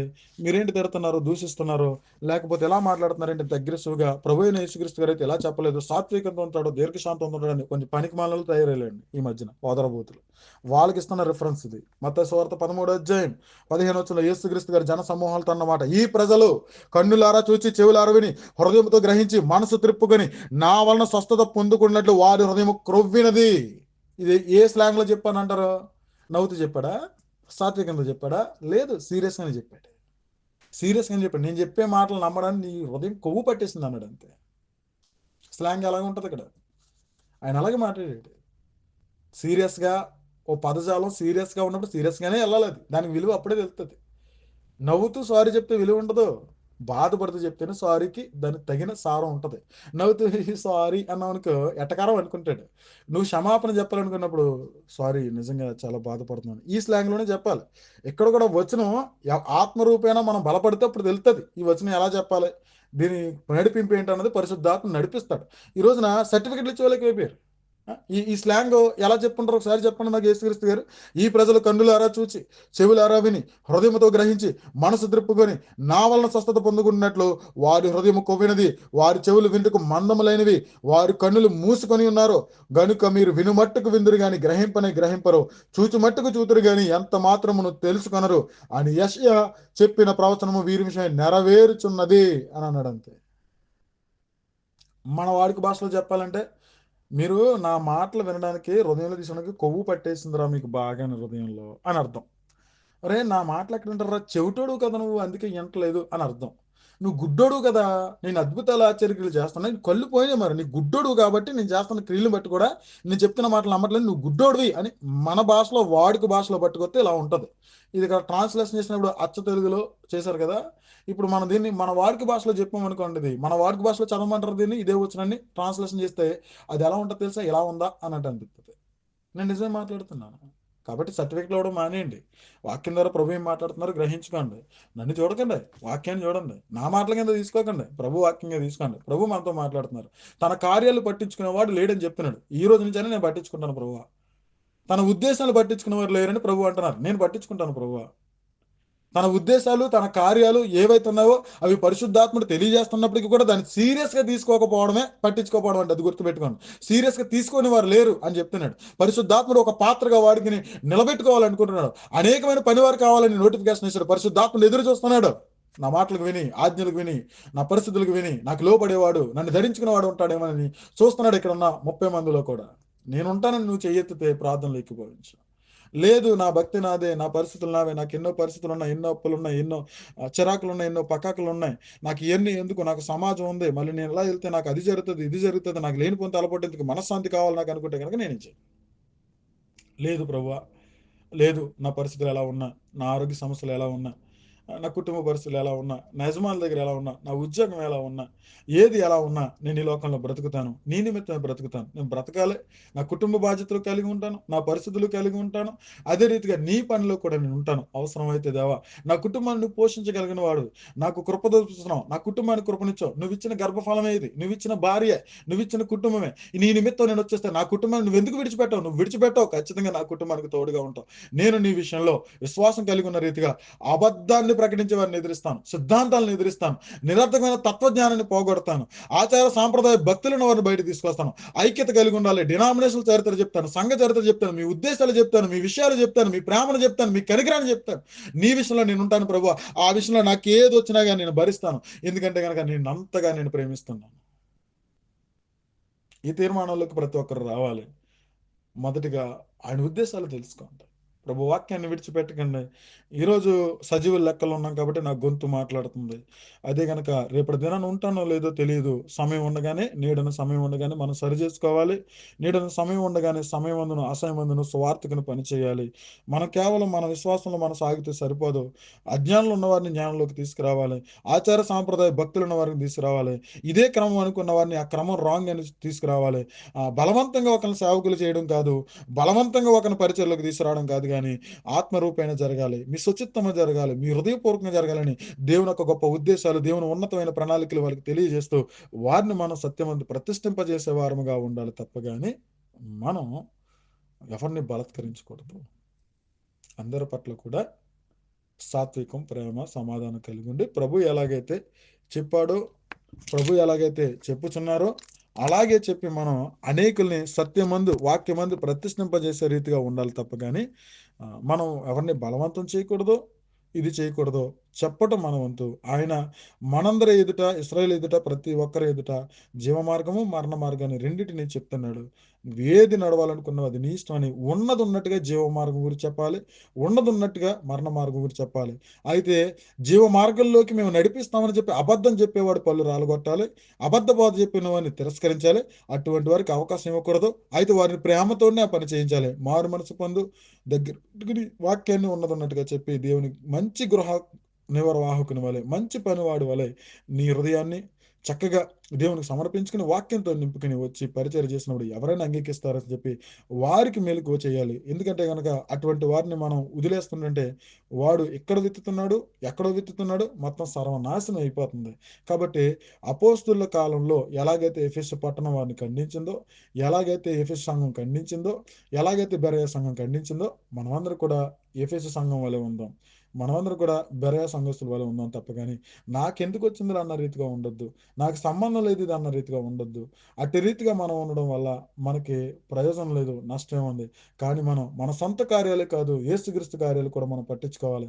మన ఈ లోకంలో బ్రతుకుతున్నాం, కుటుంబ పరిస్థితులు ఉంటాయి, ఆర్థిక పరిస్థితులు ఉంటాయి, అప్పులు ఉంటాయి, ఇబ్బందులు ఉంటాయి, భార్యతో సమస్యలు ఉండొచ్చు, భర్తతో సమస్యలు ఉండొచ్చు, పిల్లలతో సమస్యలు ఉంటాయి. ఏది ఉన్నప్పటికీ కూడా విశ్వాసాన్ని కలిగి ఉండి వారు వినకపోయినా కుటుంబంలో ఉన్న వారికి మాదిరిగా ఉన్నా వారు మారు మనసుకు పొందకపోతే అది మీ యొక్క పరిస్థితి కాదు. కొంతమంది నీ కుటుంబాన్ని మార్చుకునే వాక్యం చెప్పంటారు, వాళ్ళకి అసలు వాక్యమే తెలీదు. అటువంటి వారి కోసం 1 పేతురు రాసిన పత్రిక 4 అధ్యాయంలో ఉన్న విషయాలు నేను వాక్యం చెప్పాను, కావాలంటే రికార్డు పెడతాను వినండి. అటువంటి వారి కోసం కొంతమంది పనికిమాలినోళ్ళు నీ కుటుంబాన్ని సరి చేసుకోకుండా వాక్యం ఎలా చెప్తామంటే, కుటుంబాన్ని సరి చేసుకోవడానికి చెప్తావు, వినకపోతే మనం ఏం చేస్తాం? బలవంతంగా చేయం కదా, బలవంతంగా చేసేది కదా రక్షణ. పిల్లలకైతే చెప్పొచ్చు, వాళ్ళని సరైన త్రావలు నడిపించవచ్చు చిన్నప్పటి నుంచి. కానీ అత్తమామలు అప్పటికే జ్ఞానం కలిగిన వారు కదా, మన మాట వినరాళ్ళు. తల్లిదండ్రుల నుంచి వచ్చాం కాబట్టి తల్లిదండ్రులకి ఇది నిజమైన విశ్వాసం అని చెప్పినా కానీ వాళ్ళ మాట వినరు. భార్య కూడా వేరే ఇంటి నుంచి వస్తుంది కాబట్టి వినొచ్చు, వినకపోవచ్చు. భర్త కూడా అలాగే ఉండొచ్చు. కానీ గర్భఫలం మాత్రం వాళ్ళు చక్కగా పెంచొచ్చు. కానీ వీళ్ళెవరూ మారు మనసు లేరని నువ్వు ప్రత్యేకింపబడిన తర్వాత నువ్వు చెప్పకూడదని పనికి మాలోళ్ళు కొంతమంది ఉన్నారు. ఇది కూడా తప్పుడు బోధ. అలా ఉండకూడదు. దాని గురించి ఎవరు చెప్పారంటే పేతురు గారు చెప్పారు 4వ అధ్యాయం మొదటి 4 వచనాలలో. దాని గురించి కూడా చెప్పాను. అది కూడా కావాలంటే మీరు వాక్య ప్రసంగం అక్కకి పెడతాను. ప్రవీణ్ సంధ్యాకకి మీరు అక్కడి నుంచి రికార్డు తీసుకోండి. ఆడియో రికార్డు ఉంది, అది 1:20 నిమిషాలు ఉంటుంది. అది కూడా ఓపికగా వినండి. కాబట్టి ప్రతి విషయం మీకు ఇప్పుడు వాక్యం విరివిగా దొరుకుతున్నప్పుడు వినండి శ్రద్ధగా. Okay, right. ప్రతి ఒక్కరు కూడా ఆత్మీయంగా బలపరచబడాలి, సత్యం తెలుసుకోవాలన్నది ఉద్దేశం. మీరు నన్ను బట్టి మీ పరిచయ జీవితం ఉండకూడదు, లేకపోతే మనుషులు చూసి మన భక్తి జీవితం ఉండకూడదు, లేకపోతే సంఘాన్ని బట్టి భక్తి జీవితం ఉండకూడదు. ప్రభువుని బట్టి భక్తి జీవితం ఉండాలి. వాక్యం మీద ఆధారపడాలి. ప్రభు యొక్క శక్తి, దేవుని యొక్క సంతోషంతో, పరిశుద్ధాత్మ యొక్క సంతోషంతో మనం ముందుకు సాగిపోవాలి. అట్టి రీతిగానే మనం ఉండాలి తప్ప కానీ మనం మనుషుల మీద ఆధారపడకూడదు, మనుషుల్ని మాదిరిగా పెట్టుకోకూడదు. ప్రభు అయిన యేసుక్రీస్తే మనందరికీ మాదిరి. వాక్యాన్ని కలిగి ఉండాలి. ఈరోజు నిల్చున్నవాడు పడిపోవచ్చు, ఈరోజు ఉన్నవాడు సరిగ్గా ఉంటాడు, లేకపోతే దౌర్భాగ్యుడు అవ్వచ్చు, లేకపోతే ఈరోజు దౌర్భాగ్య లిస్టులో ఉన్నవాడు రేపు పొద్దుట నీతిమంతుడు కావచ్చు, మంచి స్థితిలో ఉండొచ్చు. అది మన చేతుల్లో లేదు. కాబట్టి మనకు మనుషులు మాదిరి కాదు. సౌలును బట్టి నువ్వు నడుచుకోకూడదు దేవుని రాజ్యంలో దేవుని ప్రజగా. సౌలు పడిపోయాడు, సౌలు అవిధేయత కలిగి ఉన్నాడు. వాక్యాన్ని బట్టి నడుచుకోవాలి. సొలొమోను బట్టి నువ్వు నడుచుకోవడానికి ఏం లేదు. సొలొమోను పడిపోయాడు, కానీ మనం మాత్రం వాక్య ధర్మశాస్త్రం బట్టి ఉండాలి. అదే రీతికి ఇప్పుడు కూడా మనుషులు బట్టి మీరు వెళ్ళకండి. ఇస్కరియోతుతో పడిపోయాడు, ఇస్కరియోతు యోధాన్ని బట్టి మనం నడుచుకునే వారు ఉంటే మనం కూడా పడిపోతాం. కానీ దేవుని అందలి ఆత్మ ద్వారా, పరిశుద్ధాత్మ శక్తి ద్వారా వాక్యమే మనకు మూలమైతే కనుక మన బాధకులు ఎలా ఉన్నప్పటికీ, అలాంటి పరిస్థితుల్లో పడిపోయినప్పుడు కూడా, ఏ విధంగా ఉన్నప్పటికీ కూడా మీరు మాత్రం ఖచ్చితంగా నిలబడతారు. కాబట్టి మనందరికీ కూడా అతిశయ కారణం ప్రభువే. మనందరికీ మాదిరి వాక్యమే ప్రభువే ఉన్నాడు. కాబట్టి ఆ విధంగానే మీరు అందరం ఉండాలని ఈ విషయాలు ప్రభు మనతో మాట్లాడుతున్నారు. అనేకమైన సందర్భాలు, అనేకమైన పరిస్థితులు ప్రభు మనతో మాట్లాడుతూ వచ్చారు. 1:40 మీరు నన్ను భరించినందుకు, మీ సమయాన్ని ఇచ్చినందుకు నేను ఒక ప్రత్యేకమైన వందనాలు చెప్తున్నాను. దేవునికి మహిమ, ఘనత, ప్రభావాలు చెల్లునుగాక. మీరెంతో సమయం దేనికో ఇచ్చి ఉండొచ్చు. మంచి పరిస్థితులకు పోవచ్చు, చెడ్డ పరిస్థితులకు పోవచ్చు. ఆ సమయానికి మీకు బహుమానం ఉందో లేదో నాకు తెలియదు, కానీ ఈ సమయం మాత్రం మీ ఇక్కడ ఉన్నటువంటి ప్రజలందరి పేర్లు కూడా ఒక్కొక్కరి మీద ఒక్కొక్క గ్రంథం లిఖించబడుతుంది ఖచ్చితంగా, మన జీవిత వృత్తాంతం. అందులో ఖచ్చితంగా నువ్వు ఇచ్చిన సమయానికి దేవుడిని ఖచ్చితంగా బహుమానము దయచేయనుగాక. ఆమేన్. ప్రార్థన చేసుకుందాం. సకల ఆశీర్వాదాలకు కారణభూతుడైన మా ప్రియ పరలోక తండ్రి, నీ ఘనమైన శ్రేష్టమైన నామాన్ని బట్టి వందల స్తోత్రాలు. ఇంతవరకు కూడా మీ దివ్యమైన వాక్యంతో మాతో మాట్లాడారు, సర్వశక్తులను నడిపించారు. మీ వాక్యం ద్వారా మమ్మల్ని ఆదరించిన విధానాన్ని బట్టి, మమ్మల్ని ప్రేమించిన విధానాన్ని బట్టి మీకు లెక్కలేని వందనాలు, స్తోత్రాలు చెల్లిస్తున్నాను. దేవ, కూడి వచ్చిన బిడ్డలందరినీ దీవించండి, ఆస్వాదించండి. మాకు అక్కరగా ఉన్నవేవో, మాకు అవసరాలు మీరు ఎరుగుదురు. మీ నీతిని, మీ రాజ్యాన్ని వెతికే పనిలో మేము ఉన్నాం. దేవ, వెతికే పరిస్థితులు లేనప్పటికీ కూడా మీరే మా మధ్యకు వచ్చి మీ నీతిని వెల్లడి చేస్తున్నారు. మీ రాజ్యంలో చేర్చుకోవాలని ఎంతగానో మమ్మల్ని ప్రేమిస్తూ, ఆదరిస్తూ వాక్యంలో మమ్మల్ని కడుతున్నారు. ఇందుని బట్టి మీకు లెక్కలేని వందనాలు, స్తోత్రాలు చెల్లించుతున్నాం. దేవా, కూడి వచ్చిన బిడ్డలందరినీ దీవించండి, వారి పరిస్థితులు చక్కబెట్టండి. మరింతగా తండ్రి ఆత్మీయంగా బలపరచండి. వాక్యాన్ని, మీ ఉద్దేశాలను తెలియజేసి మహిమ, ఘనత, ప్రభావాలు మీరు పొందుకున్నట్లుగా అనేకులకు మాదిరిగా ఈ లోకం వెలిగేటట్లుగా మమ్మల్ని తీర్చిదిద్దమని, తద్వారా మహిమ, ఘనత, ప్రభావాలు మీరే పొందుకోమని మా ప్రభువును రక్షకుడైన యేసుక్రీస్తు నామములో అడిగి వేడుకొనుచున్నాను తండ్రి. ఆమేన్. అందరికీ వందనాలు. God bless you.